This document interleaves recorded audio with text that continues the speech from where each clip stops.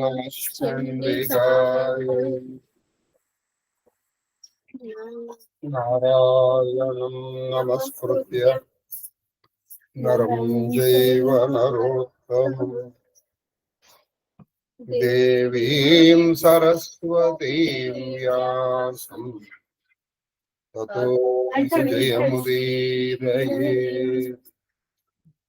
శ్రీకృష్ణ యదుభూషణ నరసఖా శృంగార రత్నాకర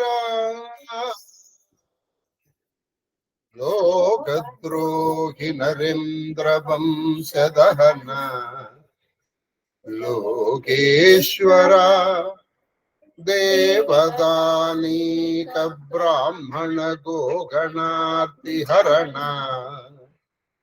నిర్వాణ సంధాయక నీకున్మృక్యద త్రుంపవే భవలదల్ నిత్యానుకంపానిధి. శ్రీకృష్ణ శరణమమ, శ్రీకృష్ణ శరణమమ, శ్రీకృష్ణ శరణమమ. మహాదేవ మహాదేవ మహాదేవ. శ్రీమదాంధ్ర మహాభారత ప్రవచన మహాయజ్ఞంత భాగముగా 650వ రోజు ప్రవచనం. శ్రీమదాంధ్ర మహాభారతంలోని 16వ పర్వము, శాంతి సప్తకములోని 5వ పర్వము అయినటువంటి మౌసల పర్వములో ఒకే అశ్వాసం, ఏకైక శ్వాసం. అందులో 10వ పద్యం. ఇప్పుడే ఒక హార్ట్ టచింగ్ వర్డ్ అంటారు ఇంగ్లీష్. ఇన్నాళ్ళ మట్టి ఈ పాత్రలన్నీ మన చుట్టూ తిరుగుతున్నట్టున్నాయి సార్. వాటి మధ్యలో మనం ఉన్నాం. ఒక్కొక్కరుగా వెళ్ళిపోతూ ఉంటే ఏమిటో బాధగా ఉందండి అంటే ఈ మక్క నాకు చాలా గుండెకి హత్తుకుందన్నమాట. అదీ కాక మీకు ఇంకొక చిన్న విషయం ఆఖరిలో చెప్తాను. హిమకన్నమ్మ కాబట్టి ఆ విధి వశాత్తు అటువంటి వాళ్ళు కారు. బ్రాహ్మణుల్ని మునుల్ని అవమానం చేసేటువంటి వాళ్ళు కాదు యాదవులు. వాళ్ళు చాలా జాగ్రత్తగా చూస్తారు. తోసుకొచ్చింది మీరు. అందుకే ఈ జాతకాలు వీటిని కూడా అది తోసుకొస్తే ఎవ్వడు దాన్ని ఆపలేడు. కృష్ణుడు ఆపలేకపోయాడండి. మీరెవరు ఆపలేని చెప్పండి. కృష్ణుడు ఆపలేకపోయాడు. కృష్ణుణ్ణి కూడా ఆపుకోలేకపోయాడు ఆయన. విచిత్రమైన ఆయన కూడా యుద్ధం చేశాడు. మరి కృష్ణుడు కన్నా గొప్పవాళ్ళండి చెప్పండి. కాబట్టి పరిహారాలు చేయించేస్తామండి. ఇదంతా ఏంటంటే విధిని విధాత కూడా తప్పించలేడు. ఇది గుర్తుపెట్టుకోండి. మీరు అనుభవించాలి, అంతే అనుభవిస్తారు. మరి ఇవన్నీ ఏంటండి, మీరు దాన్ని చేసుకోవడం వల్ల దానికి ప్రిపరేషన్ వస్తుంది.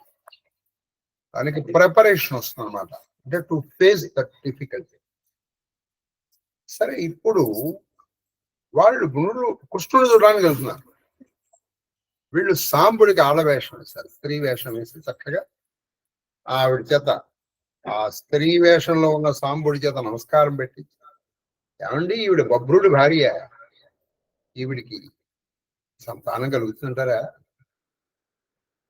అయితే కొన్ని సందర్భాల్లో ఎలా ఉందంటే ఆవిడికి గర్భవతిగా వేసి ఈవిడికి ఆడబడుతుందా మగబడుతుందా అని అడిగారు అన్నట్టుగా ఉంది. అలా లేదు. అడిగిన సంతానం కలుగుతుందా అని మాత్రమే అడిగారు. గర్భవతిగా వేరు. వాళ్ళు దివ్య దృష్టి పడతారు. వాళ్ళు దివ్య దృష్టి చూసి వాళ్ళు మాట అన్నారు, తప్పు వారిని వీరికి పట్టాలా, తప్పకుండా నైనా పుడుతుంది. ముసలం పుడుతుంది.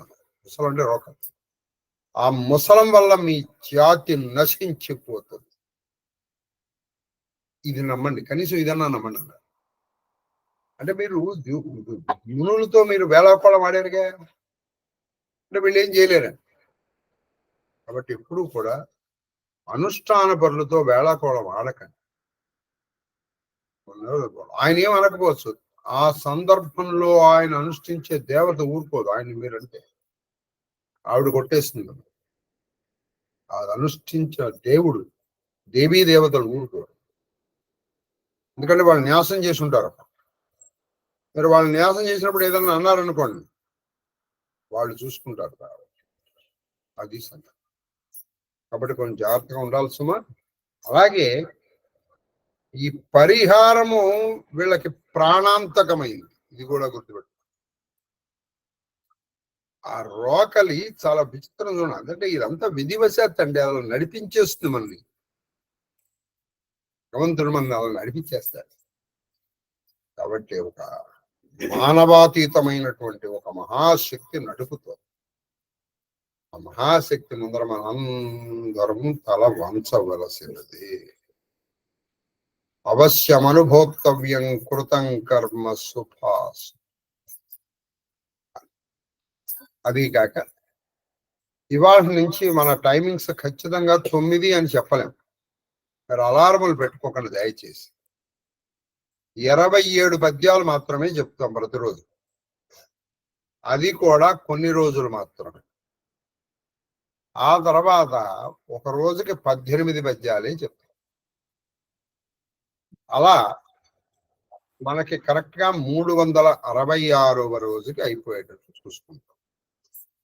కాబట్టి 27 అంటే ఇవాళ 36వ పద్యం దగ్గర ఆపేస్తాం. అంటే అప్పటికి 27 పద్యాలు చెప్తాం. అంటే 36 దగ్గర చెప్పుకున్నాం అనుకోండి. 27 + 9 36. ఇది గుర్తుపెట్టుకోండి. సరేనా? అక్కడి నుంచి ఎన్ని చెప్తాం అనేది రేపు చెప్తాను. సరే, ఇవాళ ఎంతవరకు చెప్పగలిగితే అంతవరకు చెప్తాను. సరే, ఇలా ఈ మాటలన్నా నమ్మండి ఆయన అన్నారు వాళ్ళు. అని ఆ కణ్వుడు, నారదుడు, ఆ విశ్వామిత్రుడు ఏం చేశారంటే, మనం కథలో కలదు. చెప్పండమ్మా. శీసపద్యం. దామోదరుడు హలధరుడును తక్కంగా. అది వీళ్ళు ఇంకా చెప్పారు. దామోదరుడు హలధరుడు తక్కంగా యాదవులెల్లరు ముసలమునద్భుత శక్తి అడగుదురు. నాయన యాదవులారా, ఒక్క దామోదరుడైనటువంటి ఆ శ్రీకృష్ణుడు, ఆ హలధరుడైనటువంటి బలరామదేవుడు తప్ప మిగతా యాదవులందరి గర్వము సర్వము గర్వమైపో, అందరి పొగరు అణిగిపోదు. మామూలుగా అణిగిపోదు, శాశ్వతంగా అణిగి. చాలా ఆ బలదేవుండు తనదైన దేహం అధిక నిష్టమై విడిచి. ఆయన బలదేవుడు. ఆయన సహజంగా ఎవరు? ఆదిశేషుడు. ఆయన తపోనిష్టకి వెళ్ళిపోతాడు. వెళ్ళిపోయి ఆ తపోనిష్టలో తన దేహాన్ని వదిలిపెట్టాడు. బలదేవుడు ఎక్కడ దేహం వదిలిపెట్టాడో తెలుసా మీకు? చెప్తా. మనం ఎన్నో పర్యాయాలు అక్కడికి వెళ్తాం, ఆ ప్రదేశం పక్క నుంచి వెళ్తాం. కానీ బలదేవుడు అక్కడే తన శరీరాన్ని వదిలిపెట్టి సముద్రంలో కలిసిపోయాడన్న విషయం మనకి మాత్రం మనకి తెలియదు. మీరందరూ వెళ్ళారు అక్కడికి, నేను చెప్తాను. నా గురించి మీకు ఎలా తెలుసు అంటే, నేను చెప్పిన తర్వాత మీకు తెలుసు. కనీసం చెప్పిన తర్వాతనే వెళ్ళి చూసాడు. సరే, కాబట్టి ఆయన తపోనిష్టతో తన దేహాన్ని, అంటే ఈ బలదేవుడి దేహాన్ని వదిలేసి తన అసలు స్వరూపాన్ని, ఆదిశేషుడు స్వరూపాన్ని తీసుకుంటారు. వారినిధి ప్రవేశించు. ఈ దేహాన్ని వదిలేసి సముద్రంలో కలిసిపోతాడు. అప్పుడు భూసయ్యనుండంగా నా చక్రధరుని జరయను రాక్షసి వెరవున అది జరయను రాక్షసి వెరవున పట్టి క్రమించు పొండు. ఇక శ్రీకృష్ణుడు మరి ఏం చేస్తాడంటే, ఆయన భూమి మీద పడుకుని ఉంటాడు. ఎప్పుడైనా ఆ పడుకుని ఉండగా జర అనేటువంటి రాక్షసి ఒక ఉపాయంతో ఆయన జర అనేటువంటి రాక్షసాన్ని పట్టేసుకుంటారు. ఇక పోండి. చాలా ఇప్పుడు మీరు మమ్మల్ని ఏదో జాతకం అడిగారు, అందుకే జాతకాలు అడిగేటువంటి వాళ్ళతో మనం పరాచికాలు ఆడ. ముఖ్యంగా ఆ జాతకాలు ఆడేవాళ్ళు కనుక అనుష్ఠాన పరులు అయ్యారనుకోండి, వాళ్ళు ఏదో చూసింది కాదు, వాళ్ళు చెప్పింది నిజం అయిపోతుంది. వాళ్ళు చెప్పింది నిజం అవుతుంది. ఎందుకంటే వాళ్ళ నిత్యం ఆ మంత్రానుష్ఠానం వల్ల వాళ్ళకి వాక్శుద్ధి వాక్సిద్ధి ఏర్పడతాయి. వాక్కులు శుద్ధి, వాక్కుల్లో సిద్ధి ఏర్పడదు. అటువంటి వాళ్ళ దగ్గరికి వెళ్ళి మీరు హిహి అన్నారనుకో, వాడు ఏదో పొరపాటున ఒక శాప వచనము లాగా వదిలేనుకోండి, వినేష్ ఈ జీవితం నాశనం అవుతుంది. చూడండి ఇప్పుడు యాదవుడు, అంటే ఇదంతా భగవన్ ప్రణాళికలో భాగం. ఇది కూడా వెళ్ళిపోవాలి. ఆయనకి తన మన భేదం లేదండి బాబు. ఆయనకి వీళ్ళు నా వాళ్ళు వీళ్ళ వాళ్ళు ఎవరు లేరు, అందరూ పోవాల్సిందే. అందుకని ఆయన కళ్ళెదురకుండా కొడుకులు, మనవాళ్ళు, తమ్ముళ్ళు, బావలు అందరూ చనిపోయారు. మిగిలిన ఎవరిని ఉంటే మిగతా వాళ్ళని నేను చంపేశాను.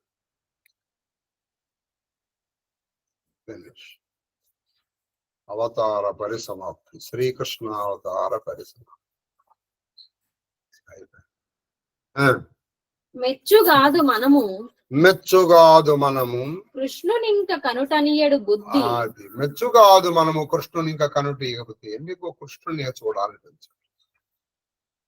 ఎందుకంటే కృష్ణుని వంశంలో వాళ్ళందరినీ శపించి కృష్ణుని దర్శనం చేస్తే ఆయన ఎలా చేస్తారని చెప్పండి. ఇప్పుడు మీరు ఒకళ్ళ ఇంటికి వెళ్ళారండి, ఆ ఇంటికి వెళ్ళి వాళ్ళ మనవాళ్ళని పిచ్చి కొట్టుడు కొట్టేశారు. మనవాడిను కొడుకును కొట్టు వెళ్ళి దాంట్లో నమస్కారం అండి అంటే చెప్పమంటాడు.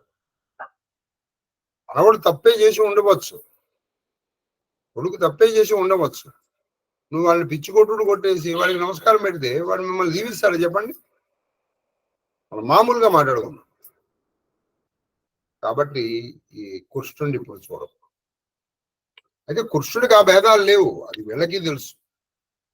కృష్ణుడి వంశంలో వాళ్ళందరినీ శపించి నాశనం అయిపోతారా అని చెప్పించి కృష్ణుడి దగ్గరికి వెళ్తే, అందుకని వీళ్ళు కృష్ణుని చూడగానే మనకి వెళ్ళిపోయారు. చూడండి, వాళ్ళు రాకపోతే ఏమీ లేదు, వీళ్ళు ఏమీ అనకపోతే ఏమీ లేదు అని మనం అనుకుంటాం. అది అలాగే జరుగుతుంది. కాబట్టి ఇప్పటికైనా let the things take their own sweet shape. మీ బుద్ధిని ప్రవేశపెట్టకండి మనసులో, మీ బుద్ధిని ప్రవేశపెట్టండి.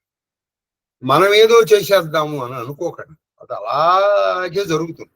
ఏమండి, నేను అక్కడికి వెళ్ళకుండా ఉంటే ఇది ఇలా అయ్యి ఉండేది కాదేమో. ఎందుకు కాదురా నాయన, అయ్యేది అదే అవుతుంది.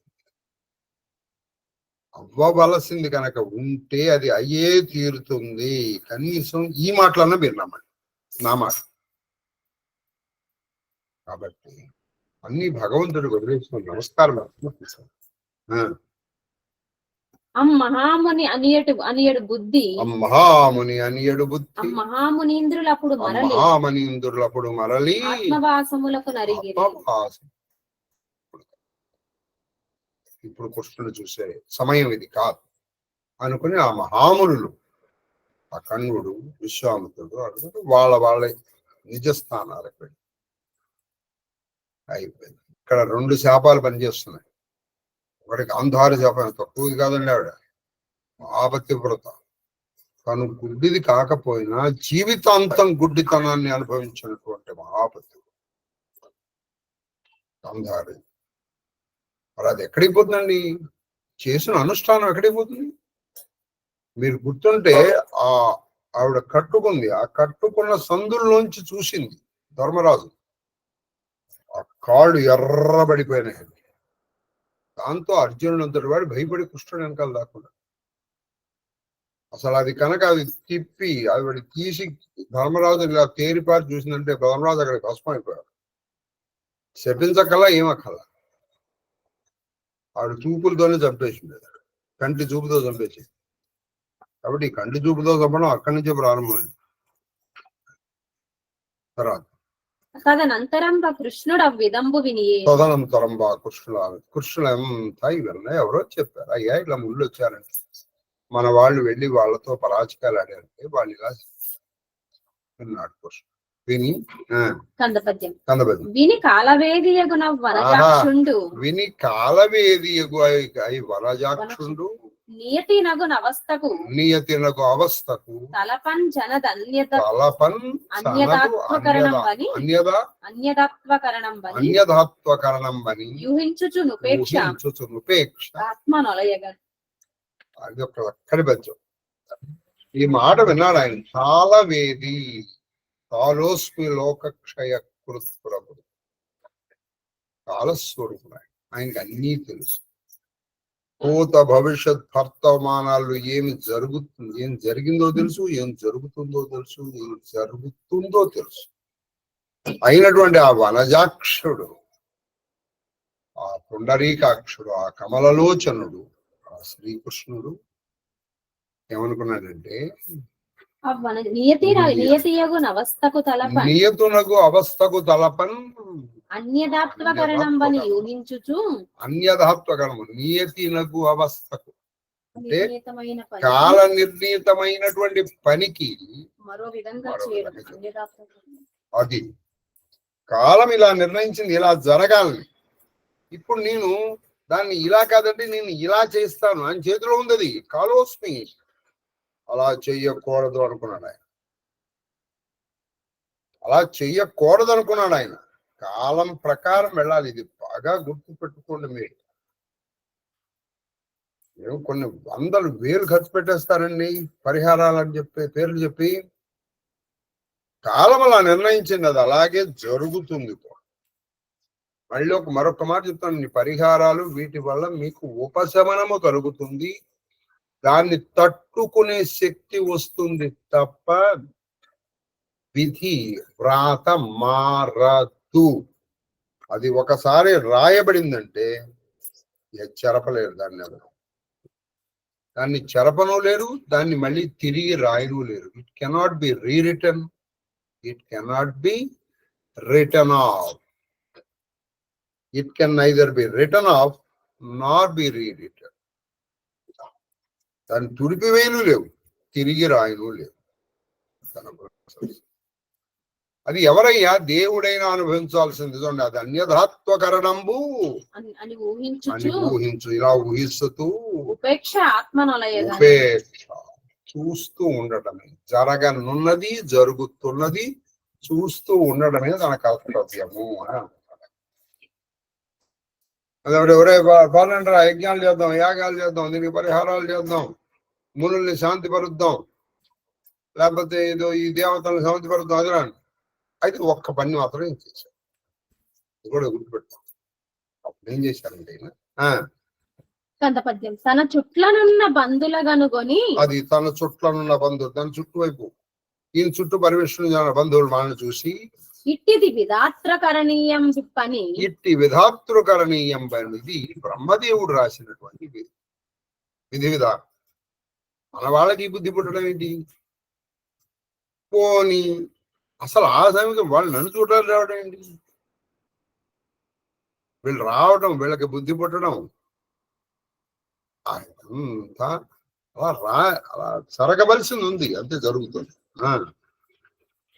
ఈ పని విధాత్రకరణీయం పని మన వారల ఒప్పని తనమున మూడెనని వంత తలపోయకుడు. మీరు బాధపడకండి, మన వాళ్ళు చేసిన ఏదో పని అండి ఇది అనుకోకండి. చాలా మంచి అసలు కృష్ణుడు అండి, జగద్గురు అండి. వందే కృష్ణుడు, వందే జగద్గురు.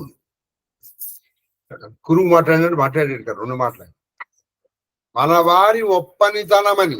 ఏంటండి మన వాళ్ళు ఇంత మూర్ఖత్వంగా ప్రవేశించారు, ఇంత మూఢులుగా ప్రవేశించారు, వీళ్ళ మూలంగా చూడండి ఇప్పుడు మన అందరూ చచ్చిపోతున్నాం అనుకోగని బాధపడదు. ఇది భగవంతుడు మన నొసట రాసిన రాత.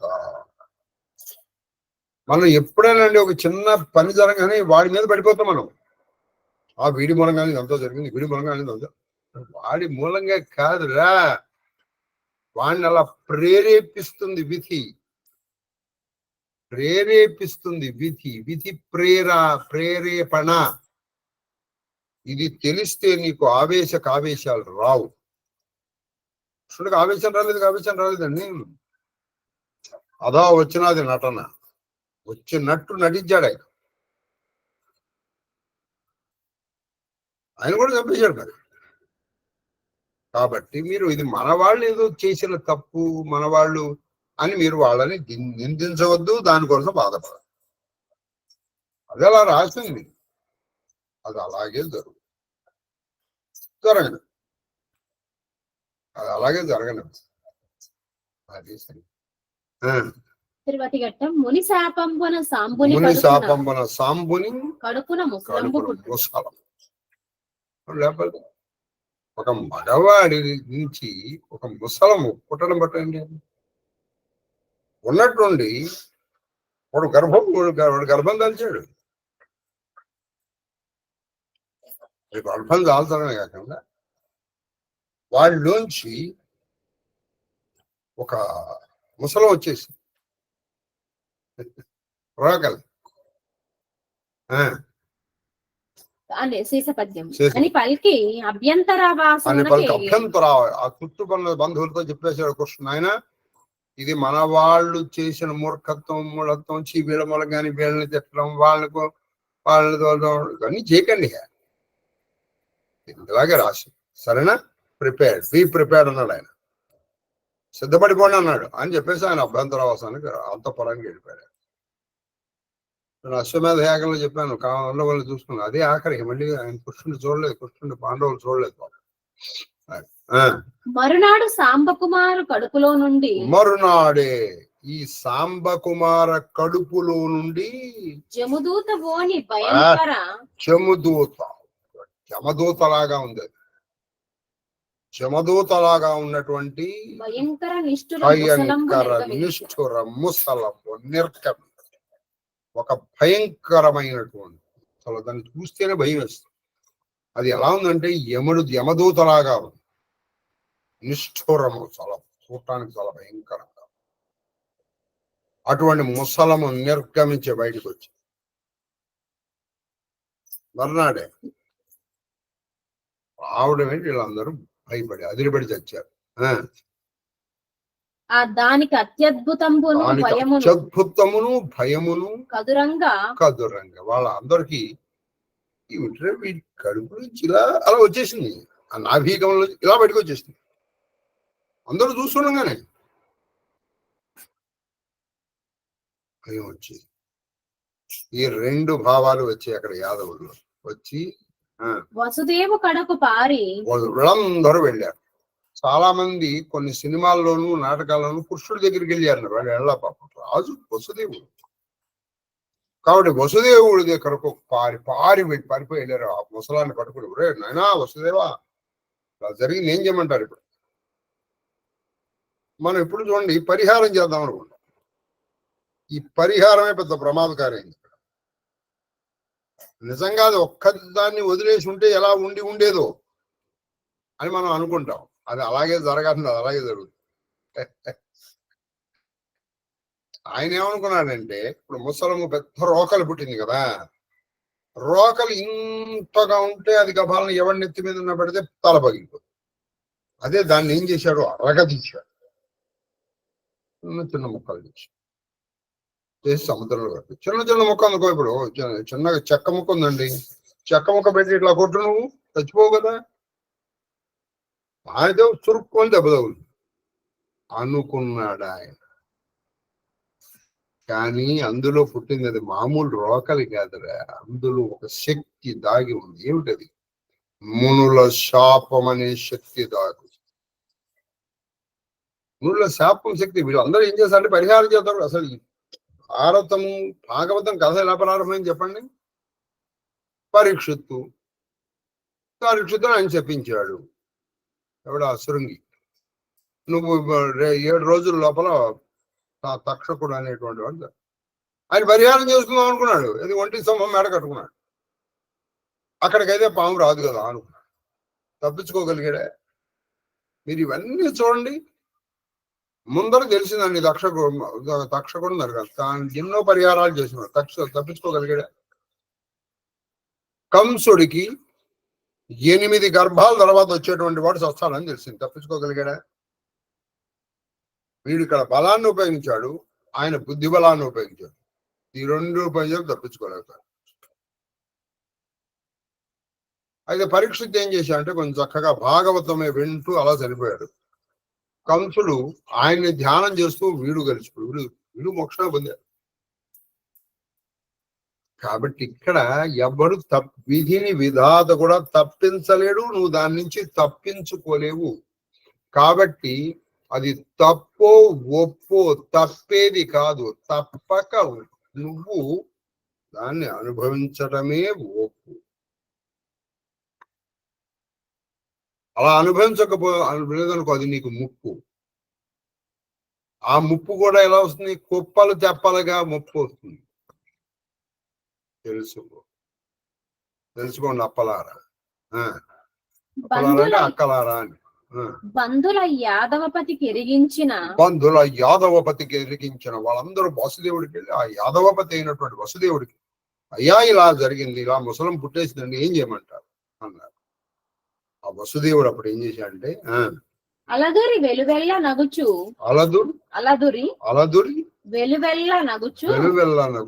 కొంత ప్రొద్దు నివ్వెరగంది అలదురు వెలవెలనొచ్చు అంటే వెలవెలపోతూ కొంత ప్రొద్దు పోవచ్చు నగుచు అంటే వెలవెలపోయాడు. ఏమిటే ఆయన దాంట్లో పడ్డా ఏమిటి ఏమిటి అలా కొంత ప్రొద్దు నివ్వెరపోయి ఆశ్చర్యపడి, సాంబుడు ఆయన మనవడేగా, మనవడి కడుపులో ముసలం పడడం ఏమిట్రే, నివ్వెరపోయి ఆశ్చర్యపోయి ఆ భూవరుడు ఆ వసుదేవ భూవరుడు రయమున రోకలి పొడిగా చేశారు. ఏం చేస్తారని మీరు దాన్ని పొడి పొడిగా చేసేయండి. అప్పటికి ఆయనకు ఆలోచన, మీరు ఒక్కటే గుర్తుపెట్టుకోండి. అందుకే భగవంతుడు చెప్పాడు, తను ఎవరో విభూతి యోగంలో బుద్ధి తను నీ బుద్ధిలో ప్రవేశించి చెప్తాడు. యాదేవి సర్వదేశు బుద్ధి రూపేణ సంస్థిత అని ఈవిడి చెప్పాడు. నీ బుద్ధిలో అలా ప్రవేశపెడతాడు. ఆ బుద్ధి ఎలా చేస్తుంది? నీ కర్మానుసారం. బుద్ధి కర్మానుసారం. నీ కర్మ అలా అనుభవించవలసి ఉందనుకోండి, అలా అనిపిస్తుంది, నీకు అలా చేయాలనిపిస్తుంది. ఆ తర్వాత నిన్ను నువ్వు నిందించుకోవద్దు, ఇంకోటి కూడా నువ్వు నిందించవద్దు. ఒకసారి ఇలా వెళ్తున్నావు అనుకోండి, అలా వెళ్ళేటప్పటికి ఇటువైపు వెళ్ళే వాళ్ళందరికీ ప్రమాదం రావాలి, నీకు ప్రమాదం రాకూడదు. అందుకని నీకు ఇటు వెళ్ళాలని బుద్ధి కాదు, నీకు ఇటు వెళ్ళాలని బుద్ధి కూడా. మిగతా వాళ్ళందరూ తప్పించుకోవాలి, నీకు ఒక్కడికే ప్రమాదం కావాలి, అందుకని నువ్వు ఒక్కడికే ఇటు వెళ్ళాలని బుద్ధి పుడుతుంది, వాళ్ళకి పుట్టదు. ఇది నీ తప్పు కాదు, అది వాళ్ళ ఒప్పు కాదు, బుద్ధి. ఇది తెలిస్తే శరణాగతి వస్తున్నాను. కానీ మనకి రాదుగా. నేనేమిటో నేను చెప్పానండి, నువ్వు చెప్పేది నువ్వెంత, నీ బుద్ధి ఎంత, నీ తెలివి ఎంత. ఈ కర్తృత్వం పోదేయండి మనకి దరిద్రం. కనీసం భాగవతం విన్నాం పూర్తిగా, భారతం 666వ భాగం తర్వాత కర్తృత్వ భావము అహంకారము నశించే ప్రయత్నం మీరు చేస్తే నేను నా ప్రవచనానికి ధన్యుడు. Just be a spectator. Be a silent spectator, not a spectator, silent spectator for the things that happen before your eyes. నీ కళ్ళెదురకుండా జరుగుతున్నటువంటి పరిణామములకు, పరిస్థితులకు నువ్వు సాక్షి మాత్రముగా నిలబడ. అప్పుడు నీకు అవ్యయమైనటువంటి ఆనందం లభిస్తుంది. విన్నారుగా? అది కడరయంబున దీన్ని పొడి చేయుడు. చాలా వేగంగా వెళ్ళి పొడి చేసి అప్పుడు వీళ్ళు దాన్ని పట్టుకుని రాశారు. పొడి కూడా చేయలేవాళ్ళు దాన్ని. ఇప్పుడు పొడి చేసి అంటే దాన్ని చిన్న చిన్న చిన్న చిన్న ముక్కలు చేసేయచ్చు, అలా చేయలే వీళ్ళు. దాన్ని అరగదీశారు. అరగదీసి ఏం జరుగుతుందండి? మామూలు ఇది అవుతుంది, పొడి అవుతుంది కదా, అలా చేశారు. వనది లోపల చల్లంగా తీసేసి ఏం చేస్తారు? మళ్ళీ మీరు ఇక్కడ ఉండనుకోండి, మళ్ళీ ఏదైనా వస్తున్నాను అని చెప్పేసి మీరు ఏం చేస్తారు? దీని సముద్రంలో చల్లేసేయండి అన్నాడు. ఆయన బుద్ధికి తోచిన పరిహారం, దీన్ని పొడి చేయండి. ఆ పొడిని తీసుకెళ్లి సముద్రంలో తల్లి. ఆయన ఏమనుకున్నాడు, సముద్రంలో కొట్టుకుపోతుంది అనుకున్నాడు ఆయన. మహాదేవ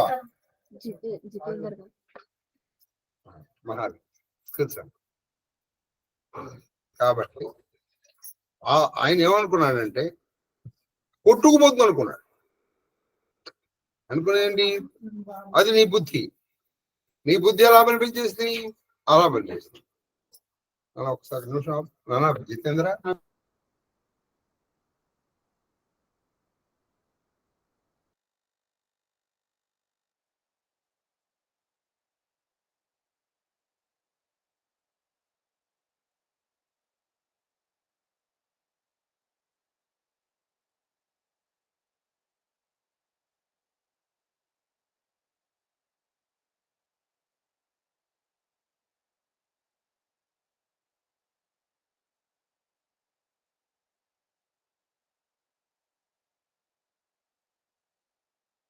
టర్నింగ్ పాయింట్ అండి.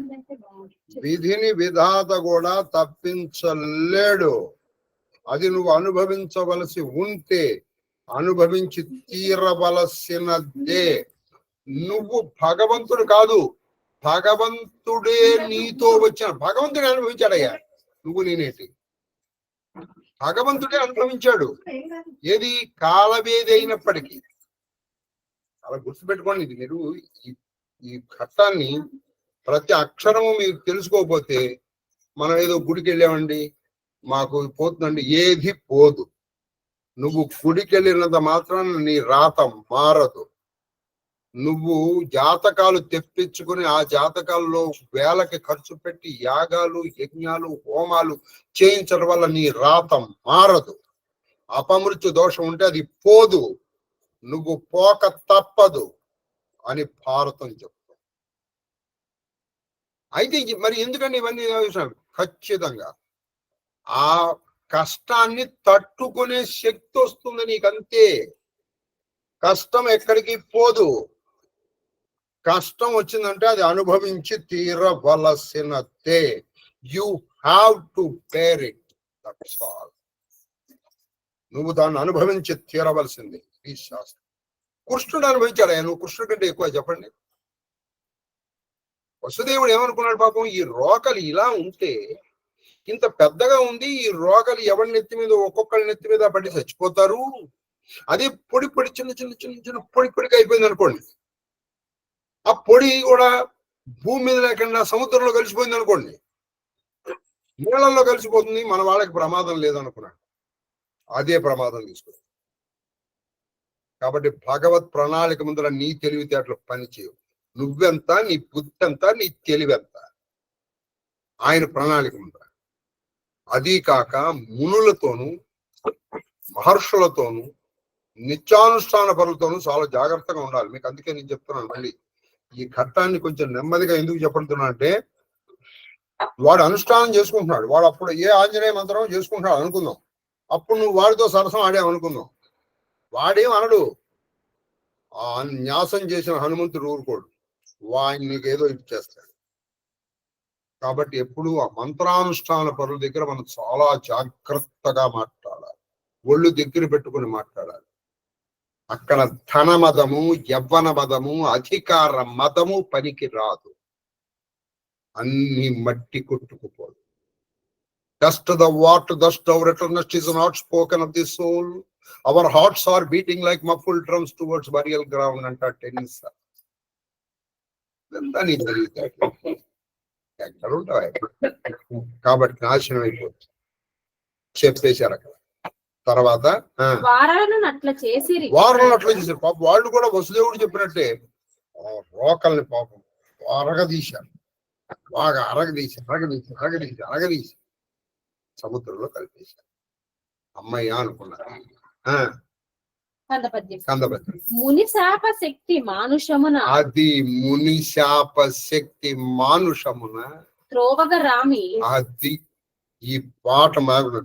మునుల యొక్క శాపము యొక్క శక్తి మానుష ప్రయత్నం, మానవ ప్రయత్నంతోనూ దాన్ని తొయ్యగలిగిన వాడు ఉన్నాడు అక్కడ. ఎవరు? కృష్ణుడు. ఆయన తొయ్యదలుచుకోలేదు. తొయ్యగలిగిన వాడు ఉన్నాడు. ఇప్పుడు ఉత్తరం రక్షించాల ఆయన, ఉత్తర గర్భస్థమైనటువంటి పరీక్షితులను రక్షించలా, కానీ ఆయన రక్షించదలుచుకోలేదు. ఎందుకని? అయిపోయింది. ఇలా కాలోస్మి లోక క్షయకృత్ ప్రవృత్తో,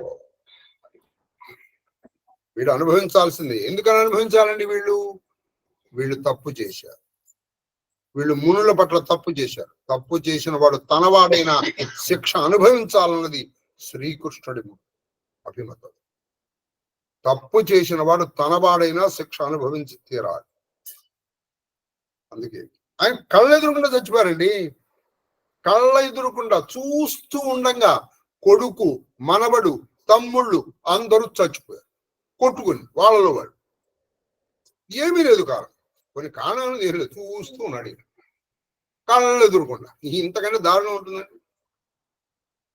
అసలు ఇంతకంటే దారుణం మీరు ఊహించగలరా?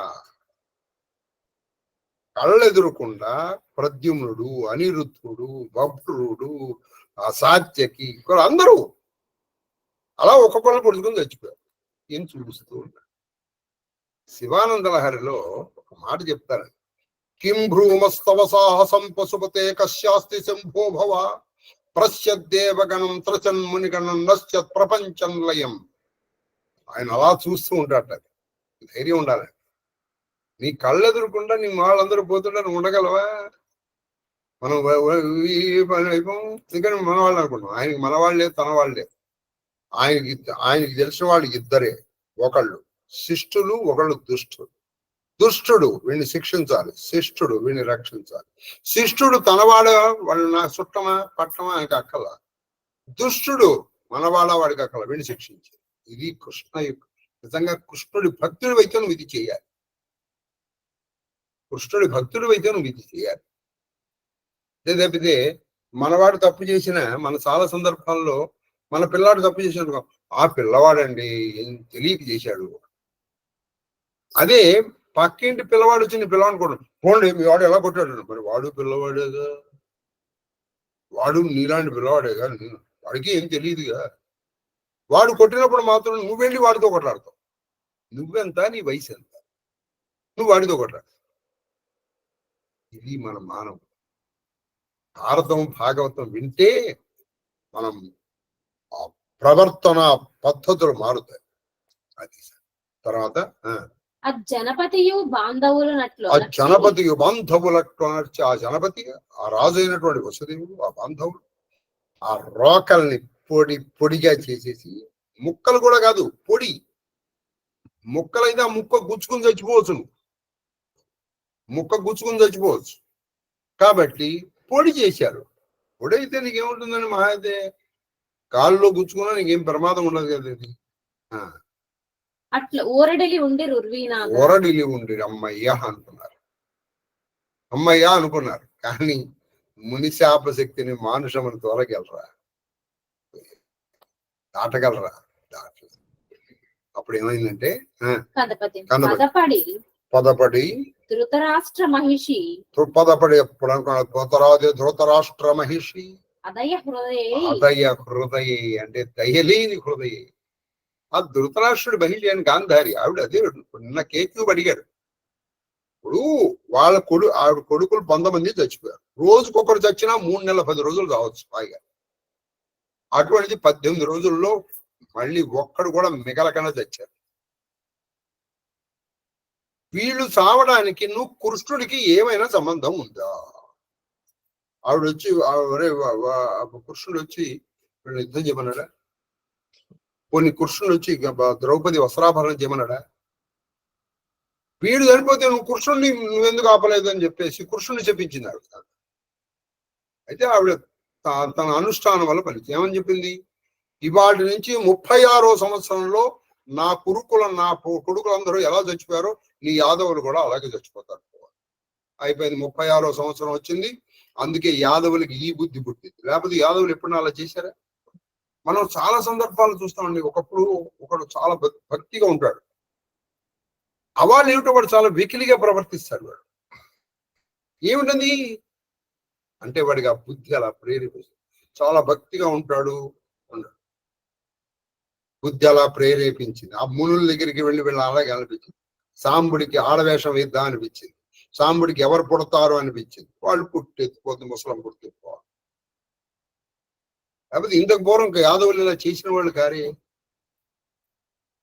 కాబట్టి ఆ ధృతరాష్ట్ర పట్టమహిషి అయినటువంటి గాంధారి దయలేనటువంటి హృదయంతో అట్టి సమస్త యాదవులకు బెట్టిదమగు శాపం బిచ్చుట విదితమైన జనములు అందరికీ తెలుసు. ఆ జనములు యాదవులందరికీ తెలుసు ఆ గాంధారి శపించిందన్న విషయం అందరికీ తెలుసు. అందరూ భయపడుతూనే ఉన్నారు. అయితే ఈ ముసలం పొడి పొడిగా చేశానులే, మనకి భయం లేదు అని అనుకుంటున్నారు. ఒక పక్కన ఒరే గాంధారి ఇచ్చిన శాపం ఉట్టిపోతుందిరే అనుకుంటున్నారు ఇంకొంతమంది. భయం లోపల అందరిలో భయం ఉంది. అందరిలో భయం ఉంది. అందరూ భయపడుతున్నారు. అలా ఉండగా కాలం చూసారా, కాలం వచ్చేసి ఇప్పుడు మీరు బాగా గుర్తుపెట్టుకోండి. నేను ఇంత పూర్వం కూడా మీకు చెప్పాను. నీకు వే బ్యాక్ టు 1976 1976 లో కథ మీకు పూర్వం కూడా నేను చెప్పినట్టు నాకు గుర్తు. చెప్తే ప్లీజ్ బేర్ ద రిపిటేషన్. చెప్పకపోతే మీరు వినండి. నాకు అంటే నా మిత్రుడు కదా, నాకంటే చాలా పెద్దవాడు. అప్పటికి వాళ్ళు డిగ్రీ చదువుతున్నారు. ఒక్క పాండురెడ్డి, ఆయనకు ఒక కొడుకు. ఆ కొడుకుకి ఒక స్నేహితుడు, వాడి పేరు విజయ్ సింహారెడ్డి. ఈ విజయ్ సింహారెడ్డికి ఇప్పుడు మీరు ఇటువైపు టువర్డ్స్ కోటి వెళ్తుంటే రైస్ మిల్స్ అని లెఫ్ట్ హ్యాండ్ లో వస్తాయి. అందులో ఒక రైస్ మిల్ షాప్ ఉంది. వీళ్ళిద్దరూ కలిసి అప్పట్లో మన హైదరాబాద్ లో బసంత్ థియేటర్ అని థియేటర్, అందులో అన్నదమ్ముల సవాల్ అనే సినిమాకి వెళ్తున్నారు. వీళ్ళిద్దరు వెళ్ళాలని బయలుదేరారు బండి మీద. బయలుదేరేటప్పటికి అప్పట్లో మీకు చాలా మందికి మరి తెలుసో తెలియదో, శాస్త్రి గారు లాంటి వాళ్ళు తెలియాలి. అప్పట్లో రూల్ ఉండేది, 11:30 తర్వాత ట్రాఫిక్ ఉండకూడదని. ట్రాఫిక్ అంటే ఓన్లీ ఊళ్ళు వెళ్ళే బస్సులే ఉండాలి. అందుకని సెకండ్ షో కూడా 10:45కి అయిపోయేది సెకండ్ షో. కాబట్టి ఫస్ట్ షో 4:30కే స్టార్ట్ అయిపోయింది. 4:30కి స్టార్ట్ అయితే 5:30, 6:30, 7:30కి సెకండ్ షో స్టార్ట్ అయిపోయింది అప్పట్లో. కాబట్టి వీళ్ళు ఏం చేశారు, 4 కల్లా షాప్ దగ్గరికి వచ్చారు. అవి బండి మీద ఎంత వెళ్ళాలన్నా 10 minutes లో వెళ్ళిపోతాము, ఒక 10 నిమిషాలు ఆగి వెళ్దాంలే అని ఆ షాప్ ఓపెన్ చేశారు. షాప్ ఓపెన్ చేసి అసలు ఓనర్ ఏం చేశాడంటే గల్లాపెట్టి దగ్గర కూర్చున్నాడు. ఈ స్నేహితుడు ఆ బియ్యం బస్తాల మీద ఇట్లా పట్టుకుని ఇట్లా ఎగిరి కూర్చున్నాడు. సరే ఎంత అయింది, 4-5 అయింది. అరే బయలుదేరదాం పదరా అని లేచారు. లేచి అరే 4-5 కదయా, 4:15కి బయలుదేరదాం రా కూర్చుందాం అని మళ్ళీ వచ్చారు. చూడండి, మీరు ఇందులో గమనిస్తే మీరు ఆ క్యారెక్టర్స్ ని తీసేస్తే కర్మ ఎలా పనిచేస్తుందో మీకు అర్థం. మళ్ళీ వెనక్కి వచ్చారు. వచ్చి ఈసారి ఏం చేశారు, ఓనరు ఆ బస్తాల మీద కూర్చున్నాడు. వాడి స్నేహితుడు గల్లాపెట్టి దగ్గర, వాళ్ళిద్దరు చాలా ప్రాణ స్నేహితుడు. వాళ్ళు వచ్చి ఇక్కడ కుర్చీలో కూర్చున్నాడు. ఈ అతని స్నేహితుడు గల్లాపెట్టి దగ్గర. అసలు ఓనర్ ఏం చేశాడు, ఇప్పుడు గల్లాపెట్టి మీద కాకుండా ఆ బస్తాల మీద ఇట్లా పెట్టుకుని ఎగిరి కూర్చున్న 2 నిమిషాలకి ఆ పైన బస్తాలు కదిలి ఇలా పడి, ఇలా మెడ మీద పడి, ఆ మెడ ఇలా విరిగిపోయి మెడను 9 ఇలా పక్కొచ్చి చచ్చిపోయి. The owner was killed in his own shop. వాళ్ళు లేచి వెళ్ళిపోయిన వాళ్ళు ఉన్నా సరిపోయారు. మరి వాడున్నప్పుడు వాడు పడకూడదు, వాడు బతకాలి. ఇలాంటివి మనం నిత్యం అనేకం చూస్తాం. మీరు అప్పట్లో మీరు తెలుసో తెలుసా కానీ 1973-74లో ఒక కథ జరిగింది. చార్మినార్కి ఎక్కాడు ఒకడు, ఇంట్లో బాధలు భరించడానికి చచ్చిపోతారు. అందుకే ఆ తర్వాత మినార్స్ ఎక్కడ మానిపించేశారు. ఇప్పుడు మనం మినార్ ఎక్క ఊరికే ఆ ఫస్ట్ ఫ్లోర్ వరకే ఎక్కుతాం ఇప్పుడు కూడా. వాళ్ళు అక్కడి నుంచి దూకేశాడు. కరెక్ట్ గా అదే సమయానికి వాడికి ప్రమోషన్ వచ్చింది. వాడు భార్యకి చెప్పుకుందామని వాడికి సైకిల్ మీద ఉన్నాడు, వీడు వచ్చి వీడి మీద పడ్డాడు. ఈ ప్రమోషన్ వచ్చిన వాడు చచ్చిపోయాడు, వాడు బతికాడు. కాబట్టి నువ్వు పోదాం అనుకుంటే పోవు, నువ్వు బతుకుదాం అనుకుంటే బతుకు. నువ్వు బతికే యోగం ఉందనుకో, సముద్రం మధ్యలో పడినా నువ్వు బయటకు వస్తావు. నీకు బతికే యోగం లేదనుకో, నువ్వు చుట్టూ కొన్ని ఐరన్ షీట్స్. కరోనా అప్పుడు కూడా మీకు అదే చెప్పాను. ఎంతమంది అండి కరోనా అప్పుడు ఎన్ని ప్రికాషన్స్ తీసుకున్న వాళ్ళు పట్ లేచిపోయారు. వాడు హాయిగా తిరిగిన వాడు హాయిగా బతికాడు. కాబట్టి దేనికి భయపడాల్సిన అవసరం లేదు. అలానే మనం విచ్చలవిడిగా ప్రవర్తించాల్సిన అవసరం. ఇదంతా దైవ నిర్ణయం ఉంటుంది. కాబట్టి అందరూ భయపడుతూనే ఉన్నారు. లేకపోతే వీళ్ళకి ఈ బుద్ధి పట్టనే చెప్పండి. ఒకడు కాదు, మొత్తం కులం నాశనం అయిపోయింది. మళ్ళీ ఇంకోటి కోసం ఇంకోటి ఏడవక్కలే కదా. అందరూ ఒకేసారి మహాదేవ చెప్పమ్మా. కాలం బగుట, అది కాలం చెల్లిపోయింది. ఆ కాలం వచ్చేటప్పటికి బుద్ధి అలా వచ్చేస్తుందండి. కాలానికి బుద్ధి అలా ప్రేరేపించేస్తుంది. నువ్వు వాడు ఏనుగులు పెట్టి కట్టినా వాడు ఆగడు. కురుభూపాలోత్తమ జనమేజయ కాలం అయ్యేటప్పటికి యాదవేంద్రు పట్టణమున కాలుష్య సమాపాదన. కాలుష్యం, అక్కడ పెద్ద కాలుష్యం వచ్చేసి పొల్యూషన్. ఏమిటది కాలుష్యం? వాళ్ళ మనస్సులు కలుష్యం అయిపోయాయి.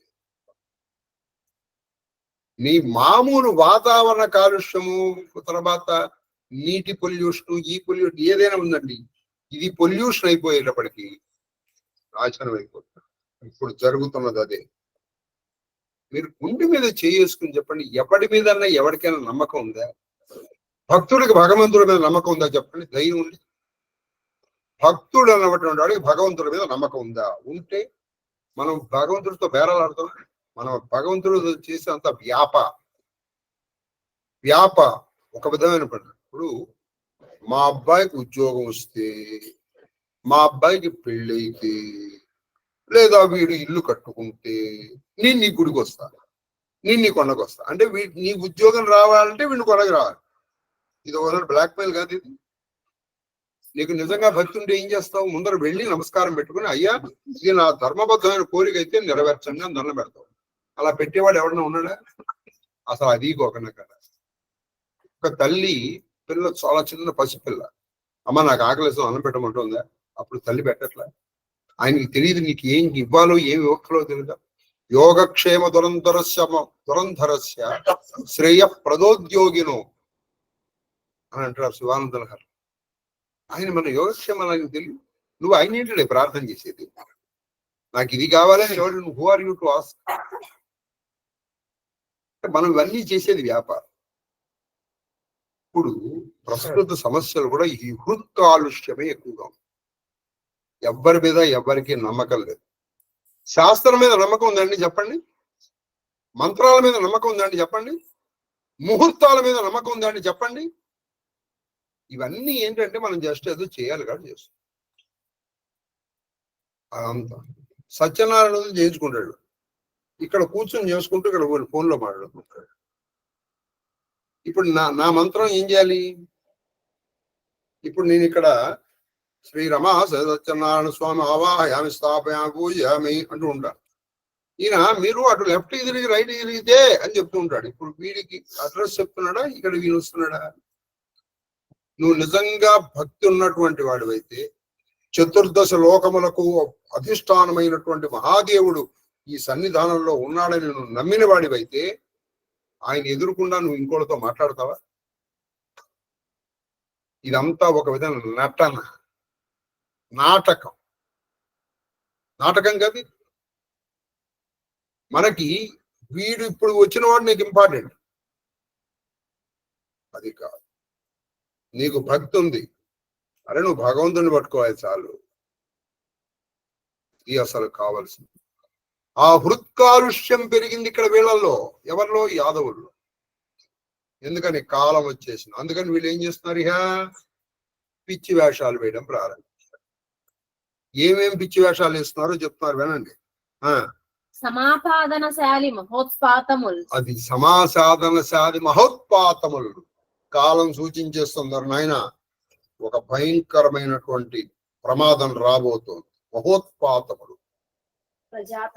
ప్రజాతములయ్య పుడుతున్నాయి, ఉత్పాతములు పుడుతున్నాయి. అన్ని శకునములు అంటాము. నీకు ఒక కీడును సూచించే శకునాలు పుడుతున్నాయి. అలా ఉండగా అరుణములు ఘూర్ణితంబులైన లోచనములు మెరయ మహోగ్రదండము ధరించి తిరుగునొక్కొక్క చోటను దృశ్యుడగుచు అంతకుండి అదే తోచనగా. ఎలా ఉండేదంటే అందరికీ, అరే నీకు అన్న కనిపించిందా అంటున్నారు.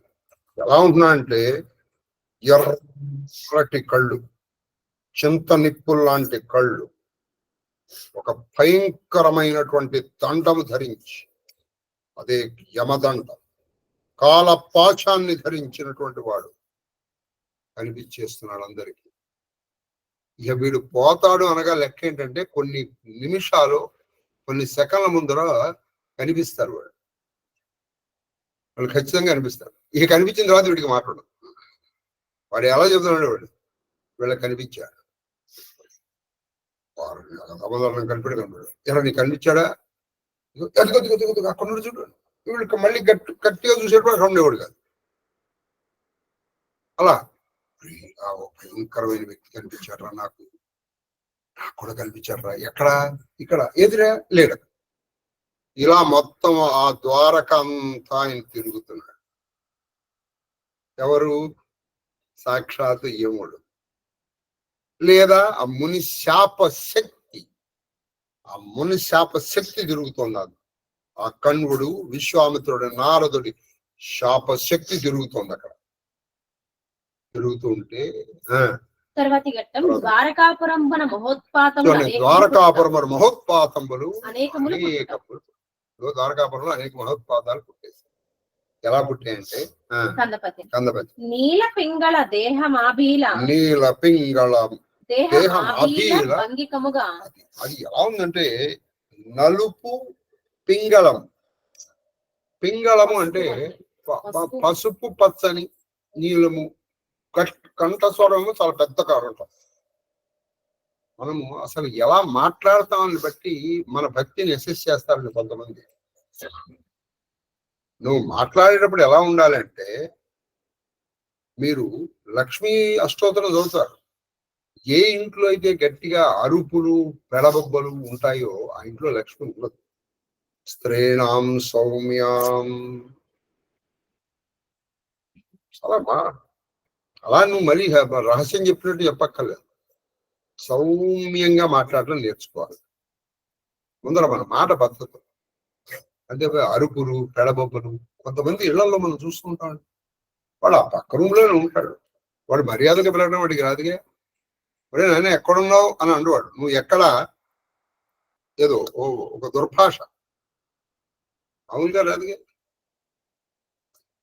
ఆ పింగళ స్వరం అది జ్యేష్ఠాదేవి. ఇదిగో వచ్చేసింది, జ్యేష్ఠాదేవి వచ్చేసింది. జ్యేష్ఠాదేవి అంటే దరిద్రపు దేవి. ముందర ఆ ఇళ్లలో దరిద్రపు దేవి ప్రవేశించేసింది ఆ ఇంట్లో. అది అమ్మయ్య వర్తించు జముడు ఆ విధంగా వర్తిస్తూ ఆ జముడు అంటే యముడు సకల వృష్ణి భోజ అందకుడు. ఈ యాదవుల్లో వీళ్ళందరూ తెగలని చెప్పాను నేను. ఎవరు? వృష్ణి, భోజులు, అందకుడు.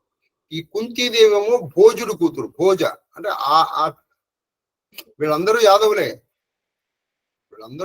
ఇప్పుడు చూడండి, ఒకే కులం ఉంది. అంటే నాకు తెలిసిన కులం కాబట్టి నేను బ్రాహ్మణుని నేను చెప్పాను.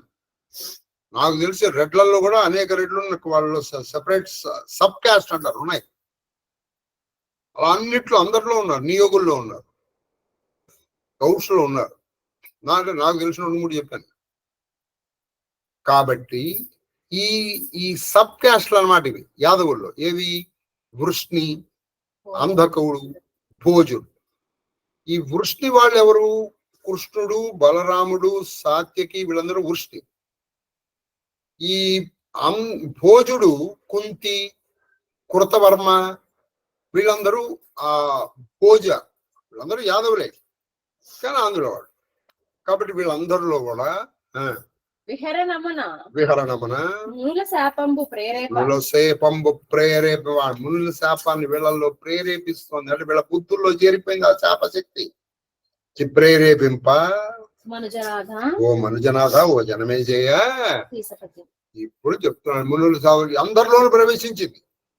అప్పుడే మన మనస్సులో ఈ రేషనాలిటీ పెరుగుతుంది. ఏమిటండి అప్పుడు అరుణాచలం చుట్టూ తిరిగితే ఏమొస్తుందంటారు? ఏమీ రాదు. పంచక్రోశ్ చేస్తే ఏమొస్తుంది? ఏమీ రాదు. నువ్వు కూర్చుంటుంటే వస్తుంది. అంటే ఈ బుద్ధి వస్తుంది. ఇదేమిటండి ఇలా తిరగడం ఏంటండి? మనకి బ్రిటిష్ వాళ్ళు చేసిన దౌర్భాగ్యం ఏంటంటే, ఒకప్పుడు మన భారతదేశంలో పద్ధతి ఉండేది. నాన్న చెప్పాడు నేను చేస్తున్నా, తాత ఈ పద్ధతి అవలంబించాడు కాబట్టి తండ్రి అవలంబించాడు, నేను అవలంబిస్తున్నాను అంతే. కానీ ఇప్పుడు అలా లేదు. ప్రతిదానికి మనం రీజనింగ్ అలవడం ప్రారంభించాం. ఏమండి ఇప్పుడు ఇలా తిప్పాము, దేవుడు నిజంగా వాస్తవం చూస్తాడంటారా?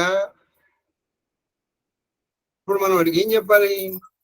లేదా మా అమ్మకి నేను తీసి పెట్టేటప్పుడు పిండం ఎక్కడ పెట్టాను? ఇక్కడ పెట్టాను. ఇక్కడ పెట్టిన తిన్నాం, చనిపోయిన మా అమ్మకి ఎలా పెట్టిందండి అని రేషనాలిటీ నేర్పాడు వాడు మరి. అదే ఇప్పుడు ప్రమాదకారి.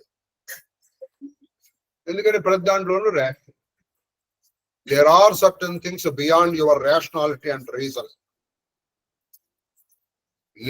నీ హేతువాదానికి, ఎందుకంటే నీ బుద్ధి పని చేయదు అక్కడ, నీ బుద్ధి పని చేయదు. అందుకే ఇప్పుడు ఏం జరుగుతున్నాయి? నెమ్మదిగా దేవతా పూజలు అన్ని అడగట్టి పడి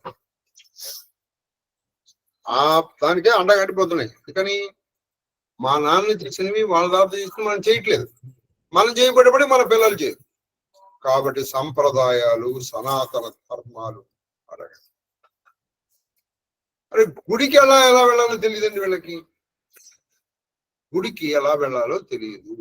ఉదాహరణకి నేను ఫేస్ చేసిన ప్రాబ్లం, నిన్న గుళ్ళో నేను లైన్లో నుంచున్నాను. నా దురదృష్టవశాత్తు నా ఎదురుకుండా ఒక ఆవిడ నుంచున్నాను. ఇది తిరుపతి. ఆవిడ గుళ్ళో వస్తుంది కదా అని చక్కగా ఏదో తలారా స్నానం చేసింది. సంతోషం. నాకేంటి ఆవిడ తలారా స్నానం చేస్తే నాకు వచ్చిన నష్టం? చుట్టంతా ఇలా విరపోసేసాను. నేను నా మాల, ఆ మాలకి ఆవిడ చుట్టూ ప్రోక్షణ, ఆ నీళ్లతో ప్రోక్షణ. నేను ఎంత వెనక్కి పెట్టినా ఆ గాలికి వచ్చి కొట్టు. అది ముడి వేసుకుని వెళ్ళాలి అన్న కనీసపు జ్ఞానం, ఇంగిత జ్ఞానం, కామన్ సెన్స్ లేనటువంటి వాళ్ళు గుడికి వస్తారు. అరే ఇది ఇంకోళ్ళ మీద పడితే వాళ్ళకి చాలా అసహ్యంగా ఉంటుంది కాబట్టి ఇది ముడి వేసుకుని వెళ్ళాలి అన్న కామన్ సెన్స్, ఇంగిత జ్ఞానం లేనటువంటి వాడు. ఇంకో విచిత్రం ఏంటంటే, ఒకప్పుడు నేను చెప్పాను, వాళ్ళకి దండం పెడతారు, అదంతా నా కాళ్ళ మీద పడుతుంది. ఇది వాళ్ళ భక్త్యా లేకపోతే ఏం చేయాలి? నువ్వు పెట్టగా నీ దండం కోసం నేను ఏడ్చాను ఇక్కడ. నువ్వు దండం పెట్టావు, నాకు వచ్చింది ఏంటి? నువ్వు పెట్టలేదు, నాకు పోయింది ఏంటి? కాబట్టి ఇవన్నీ ఒకప్పుడు ఎవరు చెప్పేవాళ్ళు? ఇంట్లో పెద్దవాళ్ళు చెప్పేవాళ్ళు, ఏమమ్మా ఇలా ఉండాలి, ఇలా ఉండాలి. ఇప్పుడు పెద్దవాళ్ళు అవి చెప్పడం మానేసి సీరియల్స్ చూసుకుంటారు. కాబట్టి వీళ్ళకి తెలియదు, వాళ్ళకి తెలియదు. కాబట్టి ఈ సంస్కారము, సంప్రదాయాలు అడుగంటి నాశనం అయిపోతాయి. అప్పుడు ఇంట్లో ఖచ్చితంగా పెద్దవాళ్ళు చెప్పారు, తన కాళ్ళు జాపుకుని ఇంట్లో కూర్చోమగరా, స్నానం చేసిన వెంటనే బొట్టు పెట్టుకోవా, ముఖ్యంగా అది తలంటి పోసుకోని వెంటనే తలంటి చన్నీళ్ళతో పోసుకోవద్దురా అని చెప్పేవాడు. చన్నీళ్ళతో తలంటి పోసుకుని ఎప్పుడు ఎవడన్నా చనిపోతే పోసుకుంటాడు. ఈయన ఇప్పుడు పెద్దవాళ్ళు చెప్పేవాడు, వీడు వినేవాడు. ఇప్పుడు కొంతమంది పెద్దవాళ్ళకి తెలియదు ఈ విషయం. ఎందుకని వీడు వెళ్ళలేదు? వీళ్ళు వాళ్ళ అమ్మ దగ్గర నుంచి వెళ్ళలేదు. ఇప్పుడు ఉన్న అమ్మలకి అది చెప్పే తీరుబడి. కాబట్టి mother is the first teacher అని ఎందుకన్నారంటే ఇవన్నీ ఆవిడ చెప్తుంది కాదు. అంతే తప్పితే సీరియల్స్ చూపిస్తూ నీకు అన్నం పెట్టిందంటే నీకు ఆ బుద్ధినే వస్తాయి. As you so you reap. As you so you reap. నువ్వు వేప చెట్టు పెట్టి తుమ్మ చెట్టు విత్తనం నాటి నాకు మామిడి పండు రాలేదండి అని అంటే ఎలా వస్తుందండి? రాదు. నీకు మామిడి పండు ఎలా వస్తుంది? రాదు. తుమ్మడి చెట్టు నువ్వు పెట్టింది తుమ్మ విత్తనం, వేప చెట్టు వేపగా. కాబట్టి ముందర ఇవి నేర్పాలి. అసలు నేర్పాల్సింది పెద్దవాళ్ళకి, చిన్నవాళ్ళకి కాదు. వాళ్ళు నేర్పితే వాళ్ళు నేర్పాలి. కాబట్టి ఆ హృత్కాలుష్యము దగ్గర నేను ఆగాల్సి వచ్చింది. ఎందుకంటే కనీసం మీరన్నా చెప్తారేమో అని. చెప్పం. చిలుకలు గూబల ఎలుగుల చందంబు. చిలుకలు ఇవేమిటి? చిలుకల గూబల ఎలుగుల చందంబు తోపంగా. వాళ్ళు ఏం చేశారు? చిలుకలు అరుస్తున్నాయి. అవి ఎలా ఉన్నాయంటే ఒడ్ల గూబలు అరిచినట్టు అరుస్తున్నాయి. ఇవన్నీ దుశ్శకునాలు, అపశకునాలు. చిలుకలు గొడ్ల గూబలు అరిచినట్టు అరుస్తుంది. తర్వాత అరచు రాత్రులందు. పైగా చిలుకలు అసలు రాత్రిపూట అరవు. రాత్రిపూట అరిచే గొడ్ల గూబ. ఈ చిలుకలు రాత్రిపూట గొడ్ల గూబల్లాగా అరుస్తున్నాయి. ఇది ఒక దుశ్శకునం. తర్వాత దినములందు నక్కల ఎట్లు. మేకలు ఏదో నక్క కూసినట్టు పగటిపూట నక్క కూసినట్టు కూసేది మేక. అది కూడా పగటిపూట. చిలుకలు రాత్రిపూట. మొదవు పిండునకు గాడిదలు పుట్టు. అది మొదవు పిండునకు మొదవులు అంటే ఆవుల సమూహానికి అది గాడిద జన్మించింది. ఇవన్నీ విపరీతాలు. ముంగుల కొదయించు మూషికములు ముంగీసలకు. వాటికి మూషికములు అంటే ఎలుకలు పుడుతున్నాయి. కుక్కలెల్లను పిల్లుల నీళ్ళు. కుక్కలకి పిల్లులు ఈను అంటే కనే. బలుడు హరియును తక్కంగా యాదవ నివహంబు బ్రాహ్మణ ప్రతతికి చెప్పేశారు. ఒక్క హరుడు, ఒక్క బలరాముడు, ఒక శ్రీకృష్ణుడు తప్ప మిగతా వాళ్ళందరూ కూడా అక్కడ ఉన్నటువంటి బ్రాహ్మణులకి బాధ కలిగించారు. చూడండి, ఎప్పుడు కూడా స్వస్తి ప్రజాభ్య పరిపాలయంత. ఏ దేశంలో ఏ రాజ్యంలో బ్రాహ్మణులకి ఇబ్బంది కలుగుతుందో, ఎందుకని వాడు బ్రాహ్మణులకి ఇబ్బంది కలగడం అంటే don't treat it as a cost. అయితే బ్రాహ్మణుడు అంటే ఎవరు? బ్రాహ్మణుడుగా బతికిన వాడు బ్రాహ్మణుడు. బ్రాహ్మణుడు అంటే ఊరికి ఇది ఒకరు వేసుకున్నవాడు బ్రాహ్మణుడు కాదు. ఇది వేసుకున్నవాడే బ్రాహ్మణుడు అనుకుంటే ప్రతి వాడికి వేసి అవతల పారేయచ్చు. బ్రాహ్మణుడిగా బతకాలి. వాడు సంధ్యావందనం చేయాలి. వాడు గాయత్రి ఉపాసన చెయ్యాలి. కనీసం శిఖా యజ్ఞోపవీతాలు ఉండాలి. బ్రాహ్మణుడికైనా కనీసం బొట్టు ఉండాలి. బ్రాహ్మణుడుగా బతికితే వాడు బ్రాహ్మణుడు. బ్రాహ్మణుడిగా బతకని వాడు బ్రాహ్మణుడు ఎందుకంటే వాడు శూద్రుడే. బ్రాహ్మణుడుగా బతకని వాడు ఎవడైనా శూద్రుడే. బ్రాహ్మణత్వం it is not a caste. మీకు ఎన్నోసార్లు చెప్పుకుంటూ వస్తాను. 650 రోజులు బట్టి చెప్పుకుంటూ వస్తున్నాను ఈ విషయాన్ని. అది క్యాస్ట్ కాదు. అది కాబట్టి వాళ్ళు ఎప్పుడూ నిత్యం ఉపాసనలో ఉండాలి. వాళ్ళతో మనం ఇది ఉండాలి. అందుకే విప్రహస్తం ఏనుగుతోండం అంటారు. ఏనుగుతోండం ఎప్పుడు ఖాళీగా ఉండొచ్చు అండి. అలాగే విప్రుడి చేయి కూడా ఎప్పుడు ఇలా తిరుగుతూ ఉండాలట. అంటే మంత్రం చేస్తూ ఉండాలి. నువ్వు అందరిలాగా తింటూ తిరుగుతూ నన్ను గౌరవించాలంటే ఎందుకు గౌరవించాలి? నేను ఎందుకు గౌరవించాలి? నీలో ఏ ప్రత్యేకత ఉందని గౌరవించాలి. కాబట్టి you cannot demand the respect from the people when you are not living as a Brahmin. నువ్వు బ్రాహ్మణుడిగా బతకని రోజున నీకు బ్రాహ్మణత్వమే లేదు. అసలు నువ్వు బ్రాహ్మణువే కాదు. అసలు ఈ యాదవులందరూ బ్రాహ్మణుల్ని కించపరచడం ప్రారంభించారు. మీకు ఇంతకు పూర్వం నేను చెప్పాను, ఎవరు కోట వెంకటాచలం, ఈ వాజ్ అ హిస్టోరియన్. అలెగ్జాండర్ మన దేశానికి దండెత్తి రావడం ప్రారంభించాడు. వస్తుంటే ప్రతి ఇంటి ఎదురుకుండా అరుగు దగ్గర అరుగులో కూర్చునే వాళ్ళు ఒకప్పుడు బ్రాహ్మణులు, వాళ్ళు కూర్చుని జపం చేసుకుంటారు. విచిత్రంగా వాళ్ళ బయట నుంచి కొన్ని సైన్యం అలా వస్తుంది, లోపలికి వెళ్ళవట్లేదు. Turn the pages of the history. నేను భారతదేశంలో ఎందుకు ప్రవేశించలేకపోయానంటే ఆ అరుగు మీద కొంచెం కూర్చుని విత్ మినిమం క్లోత్స్ ఉండి వాళ్ళు ఇలా చెప్తున్నారండి. వాళ్ళు ఏమీ అనరు, వాళ్ళ వెనకాల నుంచి సైన్యం వస్తుంది అన్నారు. అదే రక్షిత. కోట వెంకటాచలం గారు రాశారు. అందుకే మన ఫస్ట్ గవర్నర్ జనరల్ ఎవరు తెలుసా? Lord Warren Hastings. ఆ వారన్ హేస్టింగ్స్ అన్న మాట ఏంటి? A cross belt man in India is more powerful than the Governor General of India. అంటే వారికి దీన్ని ఏమనాలో తెలియక క్రాస్ బెల్ట్ అన్నట్టు. నువ్వు అలా బతకాలి, కనీసం రోజుకి 2 పూట్ల సంధ్యావందనం, ఇందులో ఒక పూట చేయని దానికి నువ్వు ఎందుకు? How do you claim? You cannot claim as a Brahmin. తీసే వాడు ఎవడైనా సరే, వాడు ఎవడైనా సరే మనకి అనట్లేదు. ఉదాహరణకి చెప్తాను, నేను పంచక్రోస్కి వెళ్ళేవాను. ఒక్కొక్కప్పుడు రాత్రి 1:30-2 లేచి చేసేవాడు. మళ్ళీ అక్కడికి వెళ్ళంగానే ముందర కూర్చోగానే ఎప్పుడైనా ఆయన పని వచ్చిందంటే ముందర మానేసేది సంధ్యావనం. కాబట్టి బ్రాహ్మణుడుగా బతికే వాళ్ళు అప్పట్లో. ఆ బ్రాహ్మణుని వీళ్ళు అవమానం చేసేవారు. అయిపోయింది. ఒక మనిషి చనిపోవాలంటే వాడికి అన్నద్వేషం పుట్టాలి. అంటే వాడికి అన్న సహితం చూడండి. ఒక సమాజం చనిపోవాలంటే బ్రాహ్మణ ద్వేషం పుట్టాలి. ఒక సమాజం చనిపోవాలనుకోండి, బ్రాహ్మణ ద్వేషం పుడుతుంది. అప్పుడు మొత్తం సమాజం నాశనం. ఇదిగో అదే జరుగుతుంది.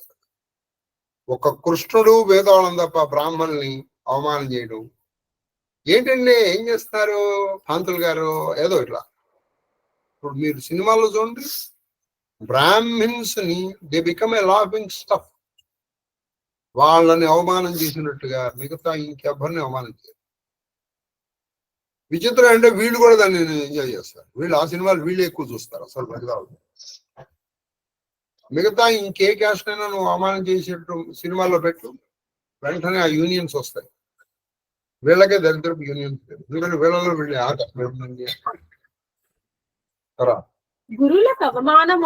అదిగో గురులకు అవమానం అనొచ్చు. ఎవరి దగ్గర నువ్వు విద్య నేర్చుకున్నావో వాళ్ళని అవమానం చేయడం అంతకంటే దారుణం లేదు. అందరూ కూడా గురువు చేయడం, అవమానం చేయడం, ఆ గురువు గారి మీద అనవసరమైనటువంటి జోకులు వేయటం.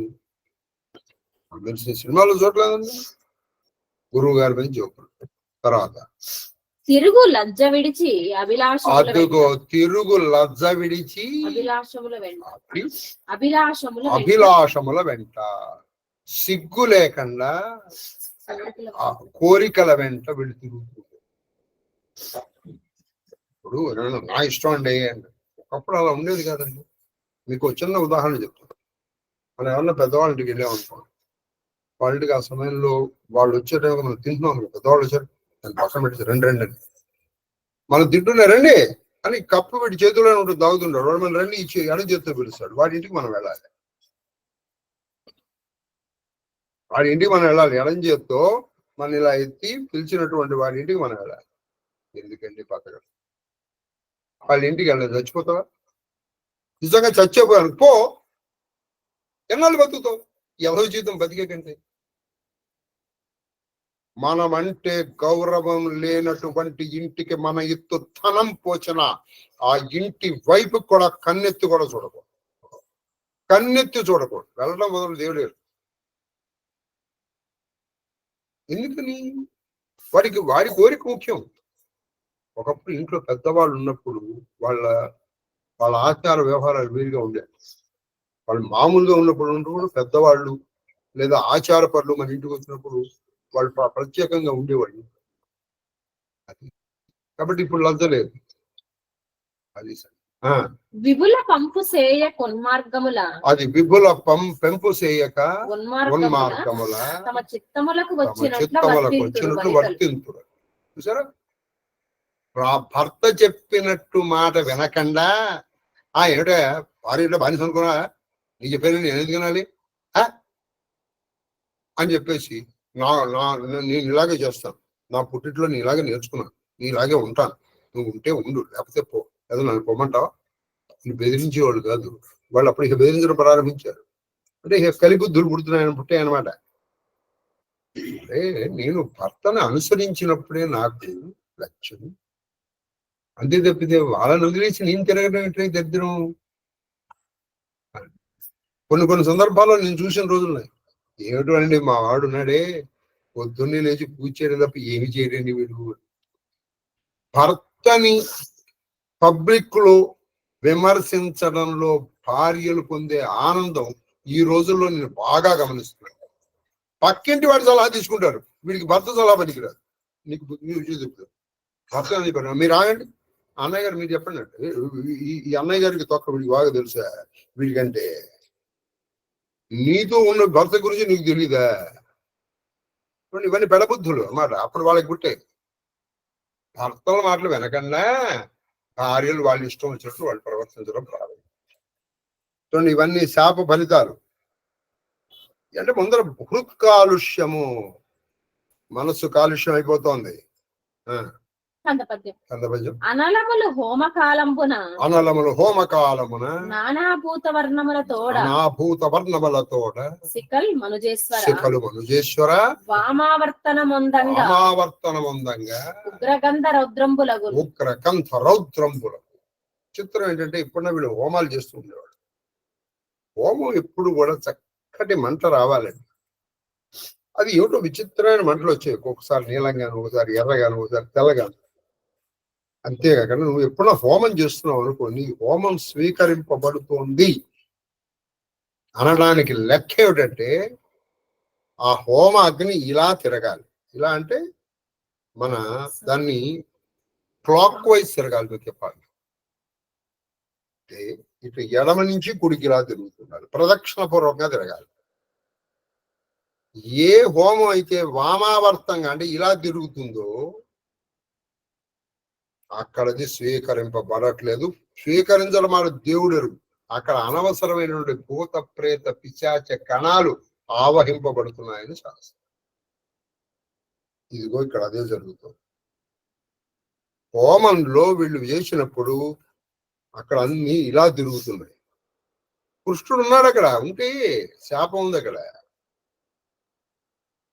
అంతేకాకుండా ఆ మంట కూడా మనం ఇంతకు పూర్వం నేర్చుకున్నాం, మంట ఉన్నప్పుడు మాత్రమే నువ్వు స్వాహకారం వేయాలి. మంట లేనప్పుడు నువ్వు అలా వేసావు అనుకో, నీకు బ్రహ్మహత్యా దోషం పట్టు. వీళ్ళు అలా వేస్తారు. అలా హోమాలు ఉన్నాయి. ఇవన్నీ ఉత్పాతాలు ద్వారకా నగరంలో.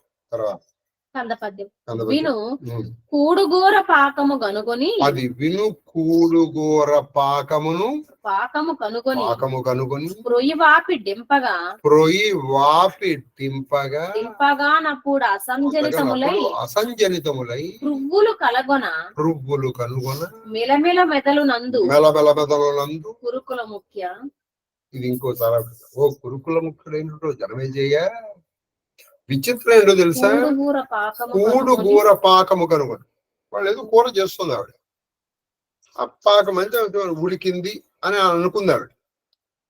ఏదో ఉడికింది అని అనుకుని, అంటే మంచి పగం ప్రొయ్యి వాపి నింపగా అంటే పొయ్యిని ఆపేసి అప్పుడు దింపేస్తే అప్పుడు అసంజనితములైన పురుగులు. అసంజనితములు అంటే అప్పటికప్పుడు సంజనితములు పుట్టినవి. అప్పటికప్పుడు పుట్టే ఏమిటవి? పురుగులు పుడతాయి. ఆ దింపిన వాడి దాంట్లో కనుక ఏ పురుగులు ఈ పుణ్య కనిపించాయి అనుకో, అదో పెద్ద దుశ్శకుడు. కలగొన మెలమెల మెదలు కలగొన మెలమెల మెదలును పురుగుల ముఖ్య. అంటే వీళ్ళు దింపేసిన కూరలు ఏ పురుగులు మెలమెల్లాడు అంటే ఇట్లా కొడుతూ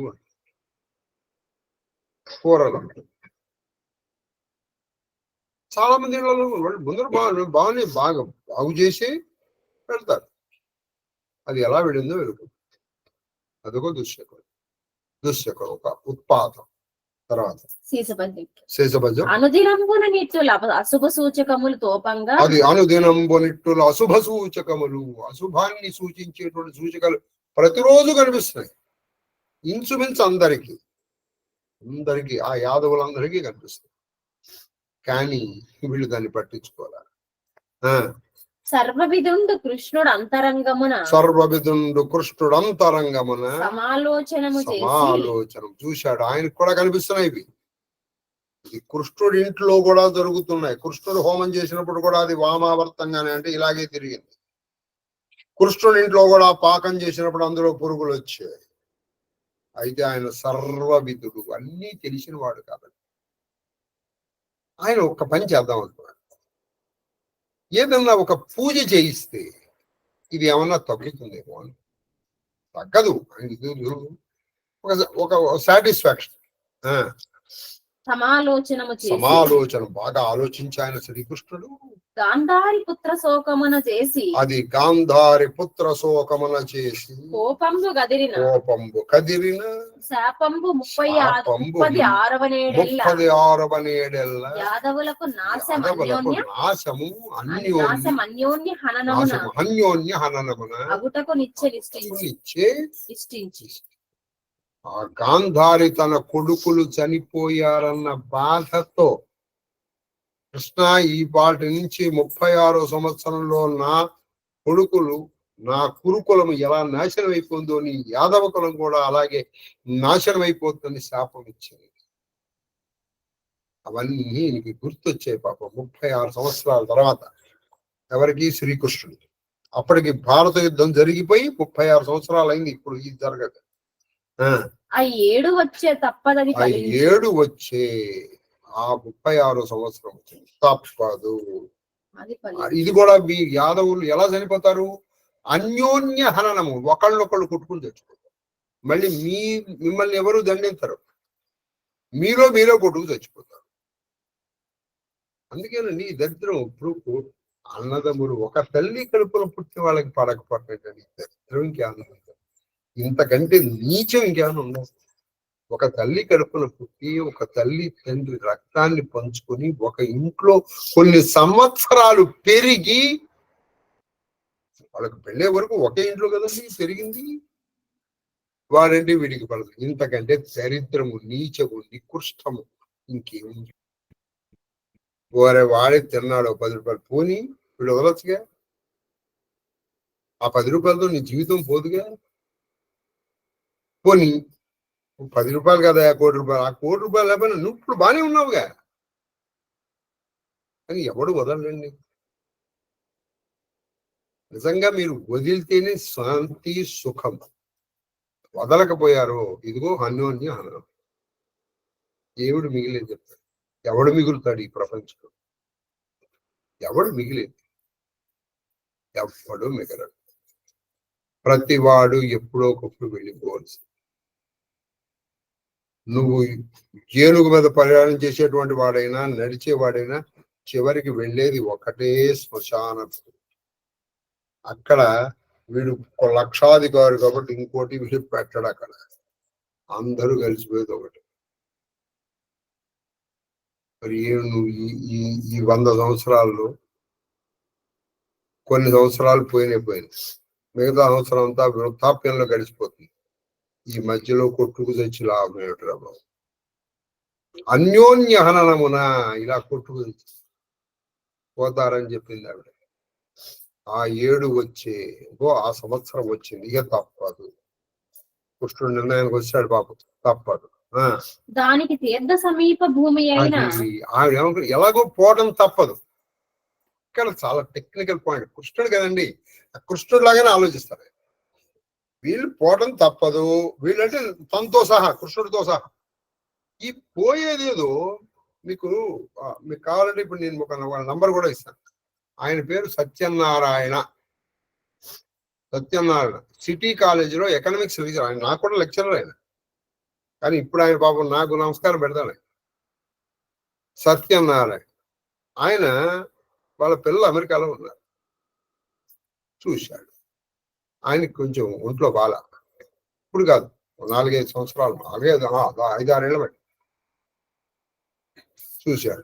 ఈ పోవటం, ఇక్కడ పోవటం ఎందుకు, ఆ పోయేదేదో కాశీలో పోతాను అనుకుని కాశీకి వచ్చిన ఆశ్రమం దగ్గర ఒక రూమ్ తీసుకుని, ఇల్లు తీసుకుని అక్కడ ఉంటున్నాడు.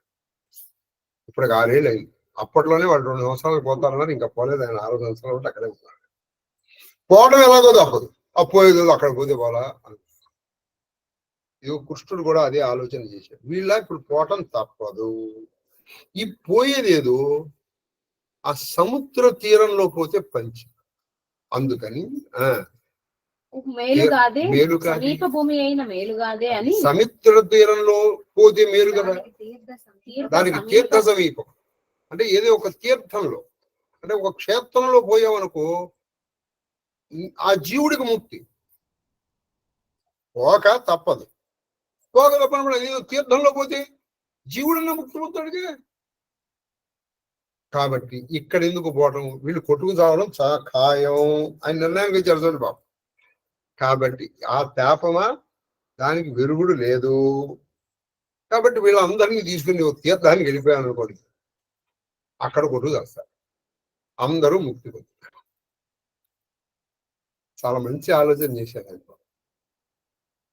ఇది కృష్ణుడి ఆలోచన. అంతే తప్పితే ఒక యాగం చేద్దాం చేయించాలి ఆయన అని నరేంద్ర మహాత్ముడి భంగి ఊహించి ఈ విధంగా ఆయన ఆలోచించి చెరగు నిశ్చయించే దీనికి మరి ఆలోచన చేశాడు ఆయన. మరి ఏ తీర్థానికి తీసుకెళ్దాం? అసలు మీకు ఇంకో విషయం చెప్తాను. ఇప్పుడు సత్యనారాయణ గారు అంటే మా శిష్యుడే ఒక ఆయన, మీకు పేరు లాస్ట్ లో చెప్తాను. వాళ్ళ నాన్న ఒంట్లో బాగాలేదు, నేను కాశీ వెళ్తాను, వాళ్ళ నాన్నని తీసుకొచ్చాడు. మీ నాన్నకు ఒంట్లో బాగాలేదు కదా అంటే, సార్ మీరున్నారు, అథవా ఏమన్నా అటు ఇటు అయిందనుకోండి కాశీలో అయిపోతుంది, ఇంకెందుకు అన్నాడు. నేను చాలా సందేహం, అఫ్కోర్స్ కాలేదు అనుకోండి, అది వేరే విషయం. వాళ్ళు తిరిగి వచ్చేసారు, ఇక్కడికి వచ్చిన తర్వాతే అయింది. కానీ హీ వాజ్ ప్రిపేర్డ్. నాన్నకి చాలా సీరియస్ గా ఉంది. వాళ్ళ నాన్న తీసుకుని వచ్చారు. ఎవరో తెలుసు, మన చిరంజీవి నాగేశ్వరరావు బ్రహ్మలందరూ వాళ్ళ మామూలు తీసుకుని వచ్చారు. అదేదో వాళ్ళంటే ఇష్టం లేక అనుకోకండి మీరు. కాశీ ఇటువంటి తీర్థయాత్రలో ఒక విచిత్రం ఉంది, ఆయుష్ పెరుగుతుంది. మనం అందుకే మేము చాలా సందర్భాల్లో మనం పోదామని వెళ్తే అక్కడ బతికి వస్తాడు. వీటికి ఇక్కడ ఏదో మనవరాలు పెళ్ళికో ఇక్కడికి వచ్చి ఇక్కడ పోతారు చాలా మంది. చూడండి, శ్రీకృష్ణుడు ఈ ఊహ చేయడంలో కూడా ఒక ఆలోచన ఉంది. ఏడు తెలుసా, తీర్థంలో ఆయుష్ పెరుగుతుంది. కాబట్టి ఆ 7 తప్పిందనుకో, ఈ పెరగడంలో వీళ్ళకి మరణం రాదు. ఇది తప్పదు, చనిపోయారనుకో తీర్థంలో పోతారు, ముక్తి వస్తుంది. కాబట్టి ఏదైనా అది మంచిదే కదా ఆయనకి. అలా చేయాలి.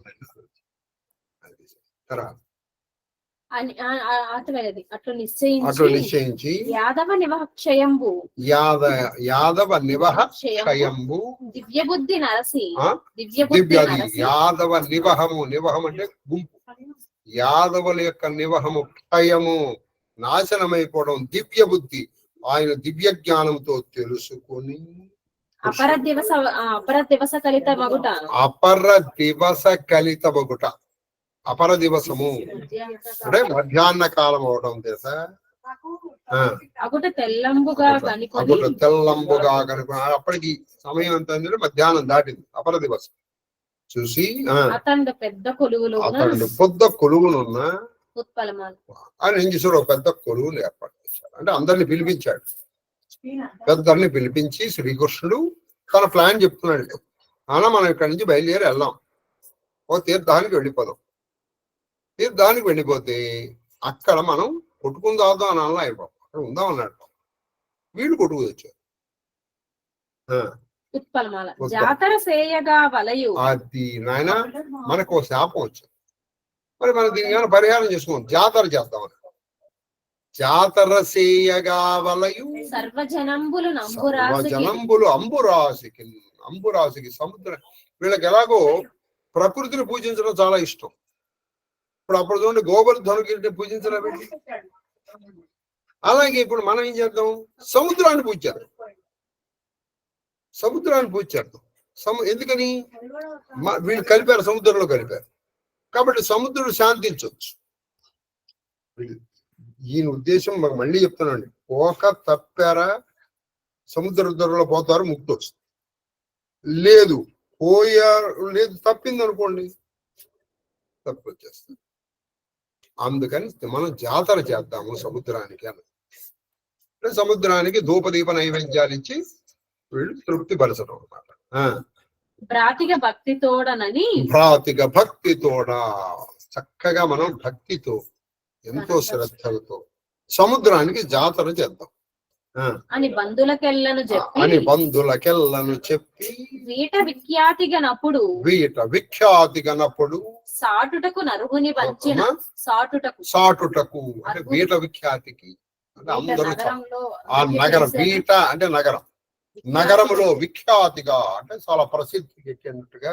అప్పుడు సాటుటకు అంటే దీన్ని చాటింపు వేయమన్నారు. అంటే ఒకప్పుడు అనౌన్స్మెంట్ చేయించేవాడు కదా, చాటింపు వేయించేవాడు. చాటింపు అంటే ఇట్లా పెట్టేసి ఇందు మూలంగా అందరికీ తెలియజేయనిది ఏమిటంటే, మనము సముద్రానికి జాతర చేద్దామని మన ప్రభువులైనటువంటి వసుదేవులు నిర్ణయించారు కాబట్టి రేపు సాయంకాలానికల్లా అందరూ అక్కడికి అని ఏదో చెప్తూ ఉంటాడు. అందహో అని చెప్పి సాటింపట్టారు. అర్హుని పంచిన ఒక అర్హుని తీసుకొచ్చి నువ్వు సాటింపేరా అని చెప్పేసి ఆయనకి మ్యాటర్ ఇచ్చారు. అది గంటికాశ్వనోపేతం. వాడు ఏం చేశాడు, ఒక గంట కొడుతూ అశ్వనోపేతము మేఘ మంచి పెద్ద కంఠముతో వాడెలమి పెద్ద పెద్ద అరుపుతో ముందు గంట కొట్టేవాడు. అంటే గంట ఎందుకు అడడం, టు డ్రా ద అటెన్షన్. ఆ తర్వాత ఒక సాటింపు. మనము సముద్రమునకు జాతర చేద్దామని శ్రీకృష్ణుల వారి ఆజ్ఞ.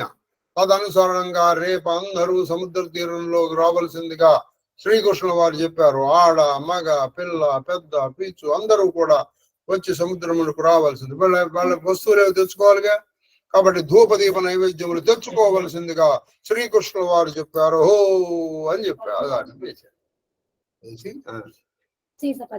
ఎన్నోదమ్మా 27 దగ్గర. ఆ రేయి గల నెల్లవారును ఆ రాత్రంతా వాళ్ళందరూ కూడా విచిత్రం ఏంటంటే, ఆ రాత్రి అంతా కూడా వాళ్ళందరికీ ఒక విచిత్రంగా అనిపించింది. ఘోర దౌడలు ఇలా బాగా భయంకరంగా ఉన్నాయి. భయంకరమైన దౌడ అంటే ఇవి అబుకలు. ఇలా దౌడ, నల్లని మేనుగల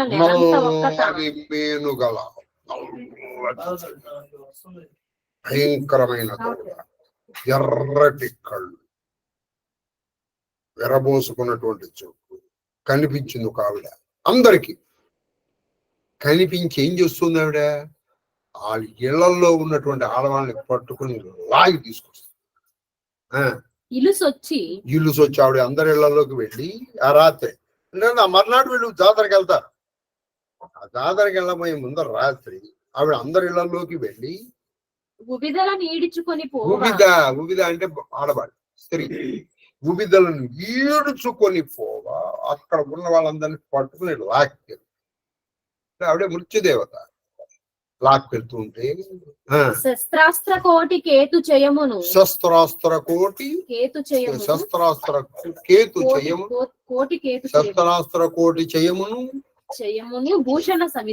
భూషణ సమితియు రాక్షసులు అపహరింపంగా కనిరి. చాలా విచిత్రం చూడండి. మరి ఆవిడేమో ఈ వీళ్ళ లాక్కెళ్ళిపోతుంది. మరి వీళ్ళ దగ్గర అనేకమైన శస్త్రములు, అస్త్రములు చాలా ఉన్నాయి, కోట్లు అంటే సమూహం ఉన్నాయి. అవన్నీ ఏం జరిగినాయి? వీళ్ళు చూస్తూ ఉండంగానే రాక్షసులు అపహరించుకునేట్టారు, దొంగతనం చేసుకునేట్టారు. వీళ్ళు ఇటు చూస్తున్నప్పుడు అడిపోయింది, అటు చూసినప్పుడు ఇడిపోయినాయి. ఏవి? వాళ్ళ ధనస్సు, వాళ్ళ విల్లు, వాళ్ళ కత్తి, ఇవన్నీ కూడా అపహరించిపోయారు. అయిపోయినా సో అంటే వీళ్ళ దగ్గర ఆయుధాలు లేవు. ఇప్పుడు ఆయుధాలు లేవు, పోతున్నాయి అవి. వీళ్ళు అందరూ ఏమనుకుంటున్నారు? ఇది కళ అనుకుంటున్నారు. కళ కాదు, నిజం జరుగుతోంది. అపరదినంబునందు అగ్నిదత్తంబు అబ్జనాభంబునైన కృష్ణుని చక్రం అద్భుతముగా అఖిల జనులు వీక్షింప అందరూ చూస్తూ ఉండగా అగ్నిదేవుడు ఇచ్చాడు. ఏమిటది? చక్రం. అది కాండవ దహనప్పుడు అందరూ చూస్తుండగా ఆ కృష్ణుడి చక్రం అక్కడి నుంచి వెళ్ళిపోయింది. అలా వెళ్ళిపోయింది. కృష్ణుడి చక్రం ఇదే వెళ్ళిపోయింది. అయిపోయింది, గగనంలో కలిసిపోయింది. కృష్ణుడు వెళ్ళిపోయేటప్పుడు ఏం చేశాడంటే అస్త్రాలన్నింటినీ మాయం చేసేసాడు. అది ముందర చక్రం వెళ్ళిపోయింది. అగ్నిదేవుడు ఇచ్చినటువంటి చక్రం మాయమైపోయింది. ఇక కృష్ణుడికి చక్రధరుడు అనే పేరు లేదు. చక్రం మాయం. తర్వాత అఖిల జనులు నిక్షింప దివమున కరిగి వాళ్ళు చూస్తుండగానే అలా ఆకాశం కనపడటం అనేసి. మహాత్ము గరుడకేతనంబుతోన అది ఏం చేసింది? కృష్ణుడికి గరుడకేతనం ఉంది, గరుడు ఆ ధ్వజం కూడా వెళ్ళిపోయింది. అలాగే రథం మీద పెట్టింది ఉన్నట్టుండి అలా పైకి లేచి అలా వెళ్ళిపోతుంది, వెళ్ళిపోయింది.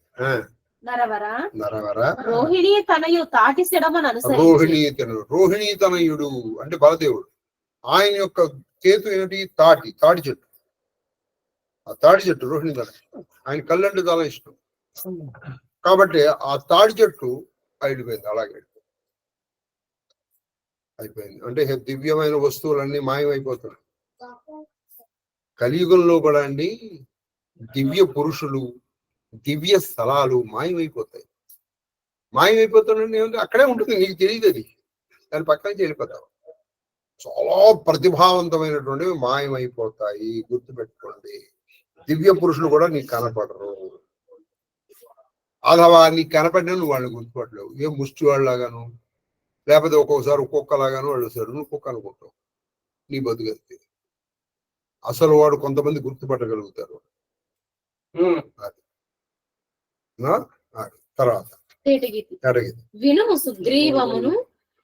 వినుము సుగ్రీవమును సైభ్యమును వలాహకంబు మేఘ పుష్పం. ఈ 4 గుర్రాలు, కృష్ణుడు గుర్రాలు 4. ఏమిటవి? సుగ్రీవము, సైభ్యము, వలాహకము.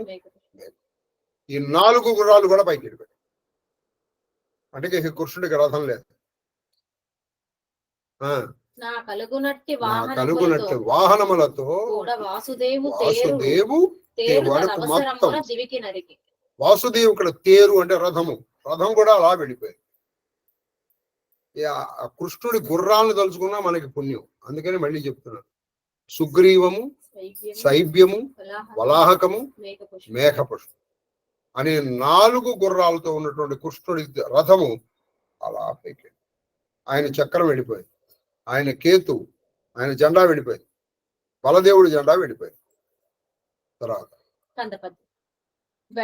వెడలుండు తీర్థయాత్రకు కడువేగంబ. అది వెడలుండు తీర్థయాత్రకు కడువేగంబా. కడువేగం బనిరి సురలు గగనంబునప్పుడు సువ్యక్తముగా నెక్కుడెలుంగులు చెలుంగా. రాజకుల మౌళిమణి అయినటువంటి జనమేజయ పైనుంచి దేవతలు వెళ్ళిపోరు. ఒరే ఒరే ఒరే ఒరే తొందరగా వెళ్ళిపోంటారా. ఏమిటది? వెడలు తీర్థయాత్రకు తొందరగా వెళ్ళిపోండి అని మాటలు వినిపించాయి. పైనుంచి దేవతలు చెప్పారు, వెళ్ళిపోండి దేవతలు తొందరగా వెళ్ళిపోండి. 27 అయిపోయినాయి. ఇంకా మీకు అలా చెప్పాలి. మీకు ఇవాళకి 650, కరెక్ట్ గా 666వ ఎపిసోడ్ తో మహాభారతం స్వస్తి. అంటే ఇంకా 16 ఎపిసోడ్లు ఉన్నాయి. 16 ఎపిసోడ్ లో మహాభారతం మొత్తం అక్షరం మొదలకుండా చెప్పిన ఏకైక పీఠం మనదొక్కటే. కావాలంటే ఎవరినైనా ఎంక్వైరీ చేసుకోండి. అక్షరం మొదలకుండా ఇంతవరకు ఎవరు చెప్పే సాహసం చేయలేదు. ఇక్కడ భారతం అంతా చెప్తే ఏదో జరుగుతుందని తేడ. అది ఏం జరుగుతుందో చూద్దామని నేను కూర్చొని చెప్పాను. అది సంగతి. కాబట్టి అంతా అయిపోయింది. మన ధూపదీప నైవేద్యాలు ఇచ్చేసి ఇవాళకి సెలవు తీసుకుంటాం. జితేంద్రతో పెట్టిస్తా. నాన్న జితేంద్ర రావయా? మేము చేసాం. నేను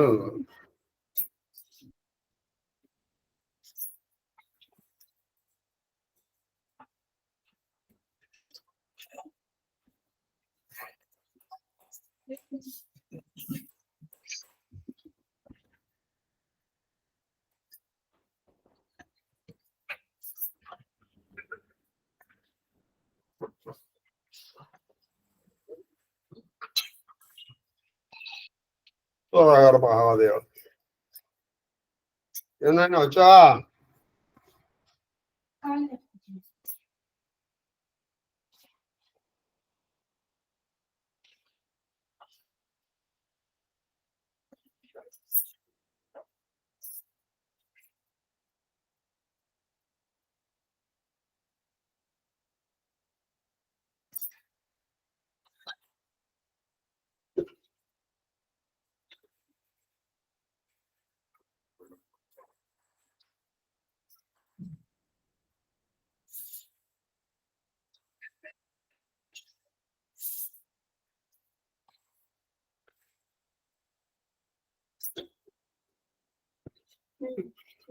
జాతకం ధూపమాగ్రాపయామి.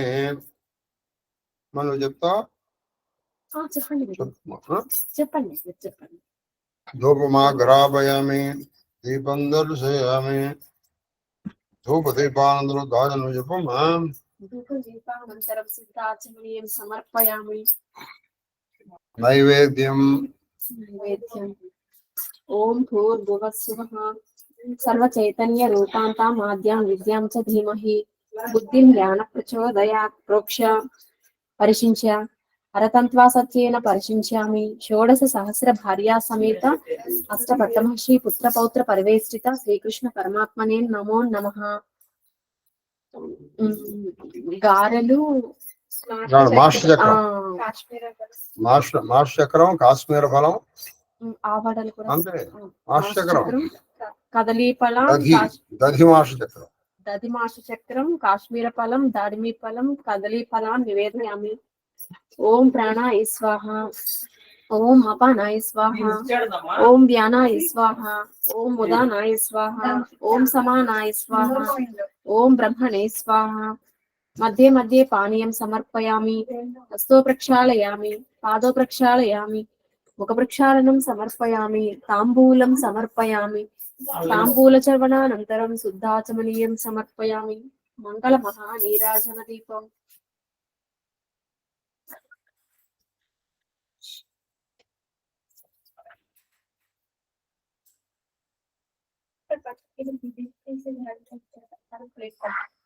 సజల జలద నీలం వల్లరీ కేళిలోలం శ్రీత సురతరుమూలం విద్యుదుల్లాసిచేలం పురరిపుకులగాలం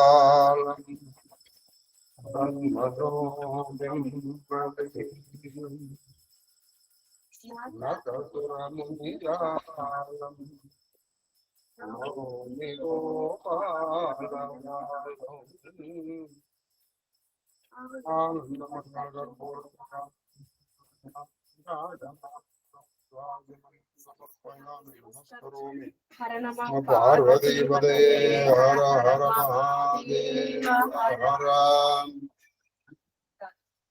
హర హర మహాదేవ హర.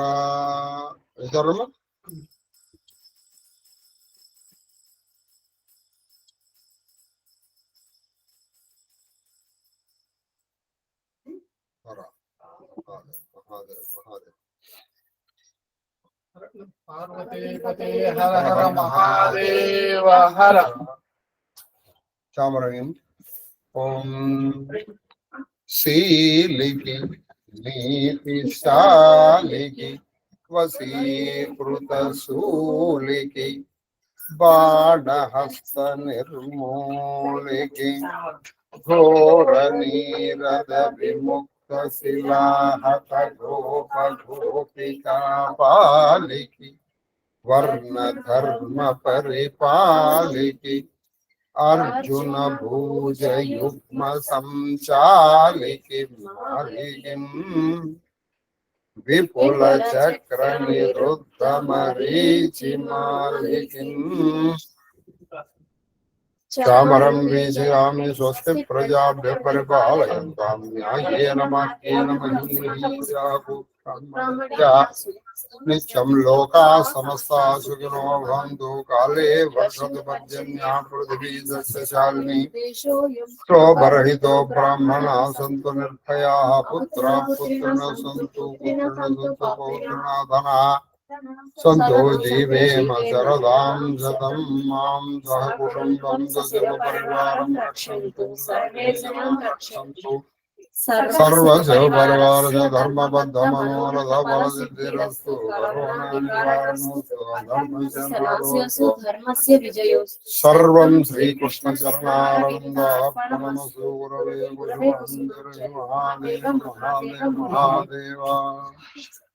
మహాదేవ మహాదేవ.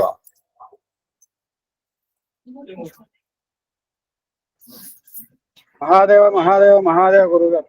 మహాదేవ మహాదేవ మహాదేవ. శ్రీరామనవమి శుభాకాంక్షలు. శ్రీరామానుగ్రహ ప్రాప్తిరస్తు. మహాదేవ మహాదేవ మహాదేవ మహాదేవ గురుగారు. మహాదేవ మహాదేవ మహాదేవ తల్లి శ్రీలంక. మహాదేవ గురుగారు. మహాదేవ మహాదేవ్ గురు గారు. మహాదేవ మహాదేవ మహాదేవ గారు. మహాదేవ్ మహాదేవ్ మహాదేవ్ మహాదేవ్ మహాదేవ్ గురుగారు. మహాదేవ మహాదేవ మహాదేవ మా కామాక్షమ్మ గారు.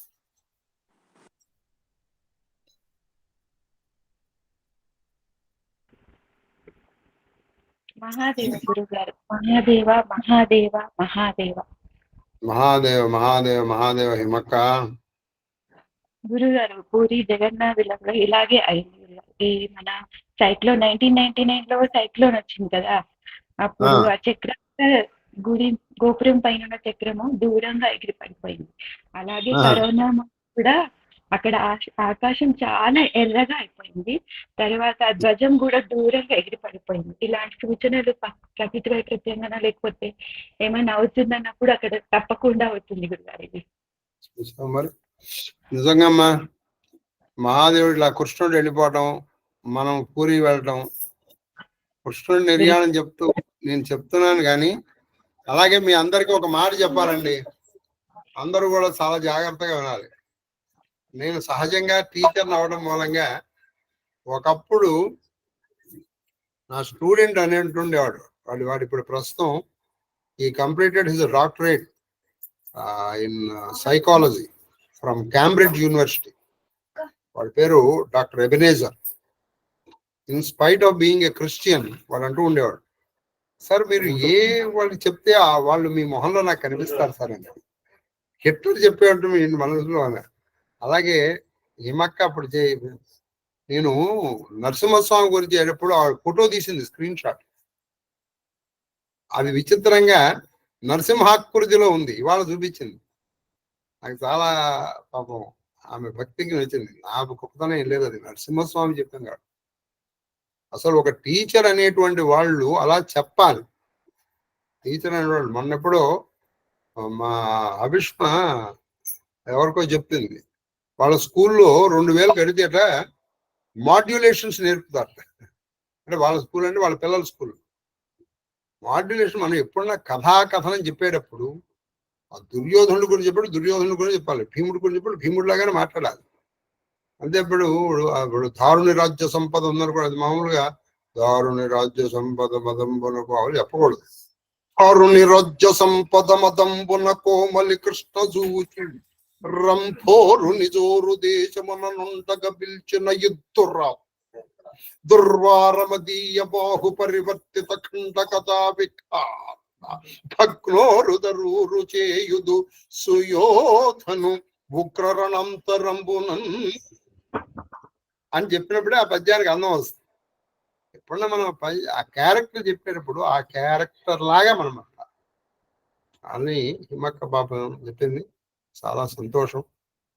ఆమె ఇంకో పాట చెప్పింది, పసిపిల్లల్లాగా చెప్తున్నారని మీకు మాకు అందరికి భారతం అయిపోతుందంటే నాకు చాలా దిగులుగా ఉంది గారు అంటూ పాపం ఇందాక వచ్చి కొంచెం కళ్ళనీళ్ళ పరంతం అయింది.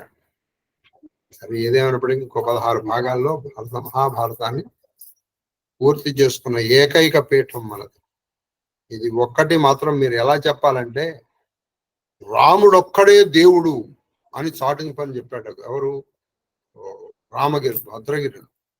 పండన భీముడత్త జన బంధముడు జ్వలబాణ తూణ కోదండ కళ ప్రచండ భుజతాండవ కీర్తికి రామమూర్తికి రెండవ సాటి దైవమిలలేడంచు గడగట్టి భేరికాడండ డండ నినదంబుల జండము నిండ మొత్తవే దండము నెక్కి చాటెదంద శరథీ కరుణాపయోనిధి.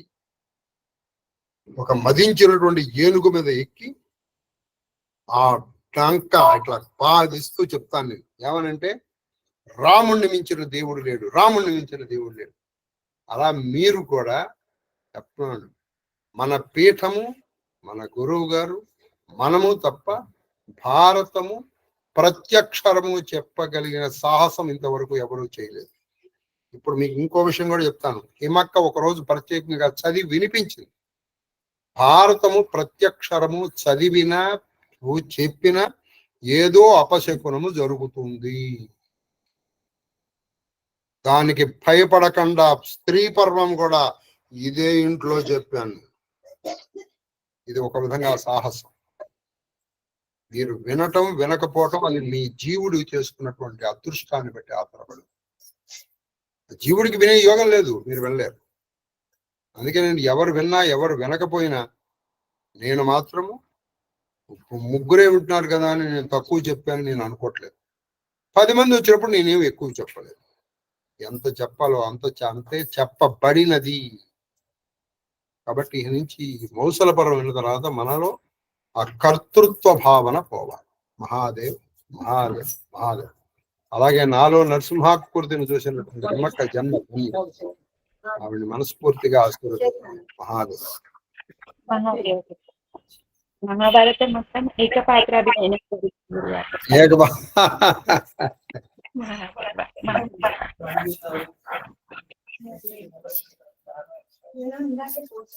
మాస్టర్ గారు నమస్కారం. మహాదేవ మహాదేవ మహాదేవ మహాదేవ మహాదేవ మహాదేవ. తల్లి జయలక్ష్మి గారు, మీరు ఒకసారి ఫోన్ చేయాలి నాకు. మస్తాన్ నేనే చేయాలి. మహాదేవ్ మహాదేవ.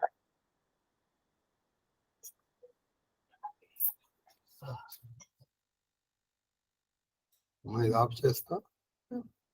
అమ్మయ్యా, తలనొప్పి రావట్లేదమ్మా.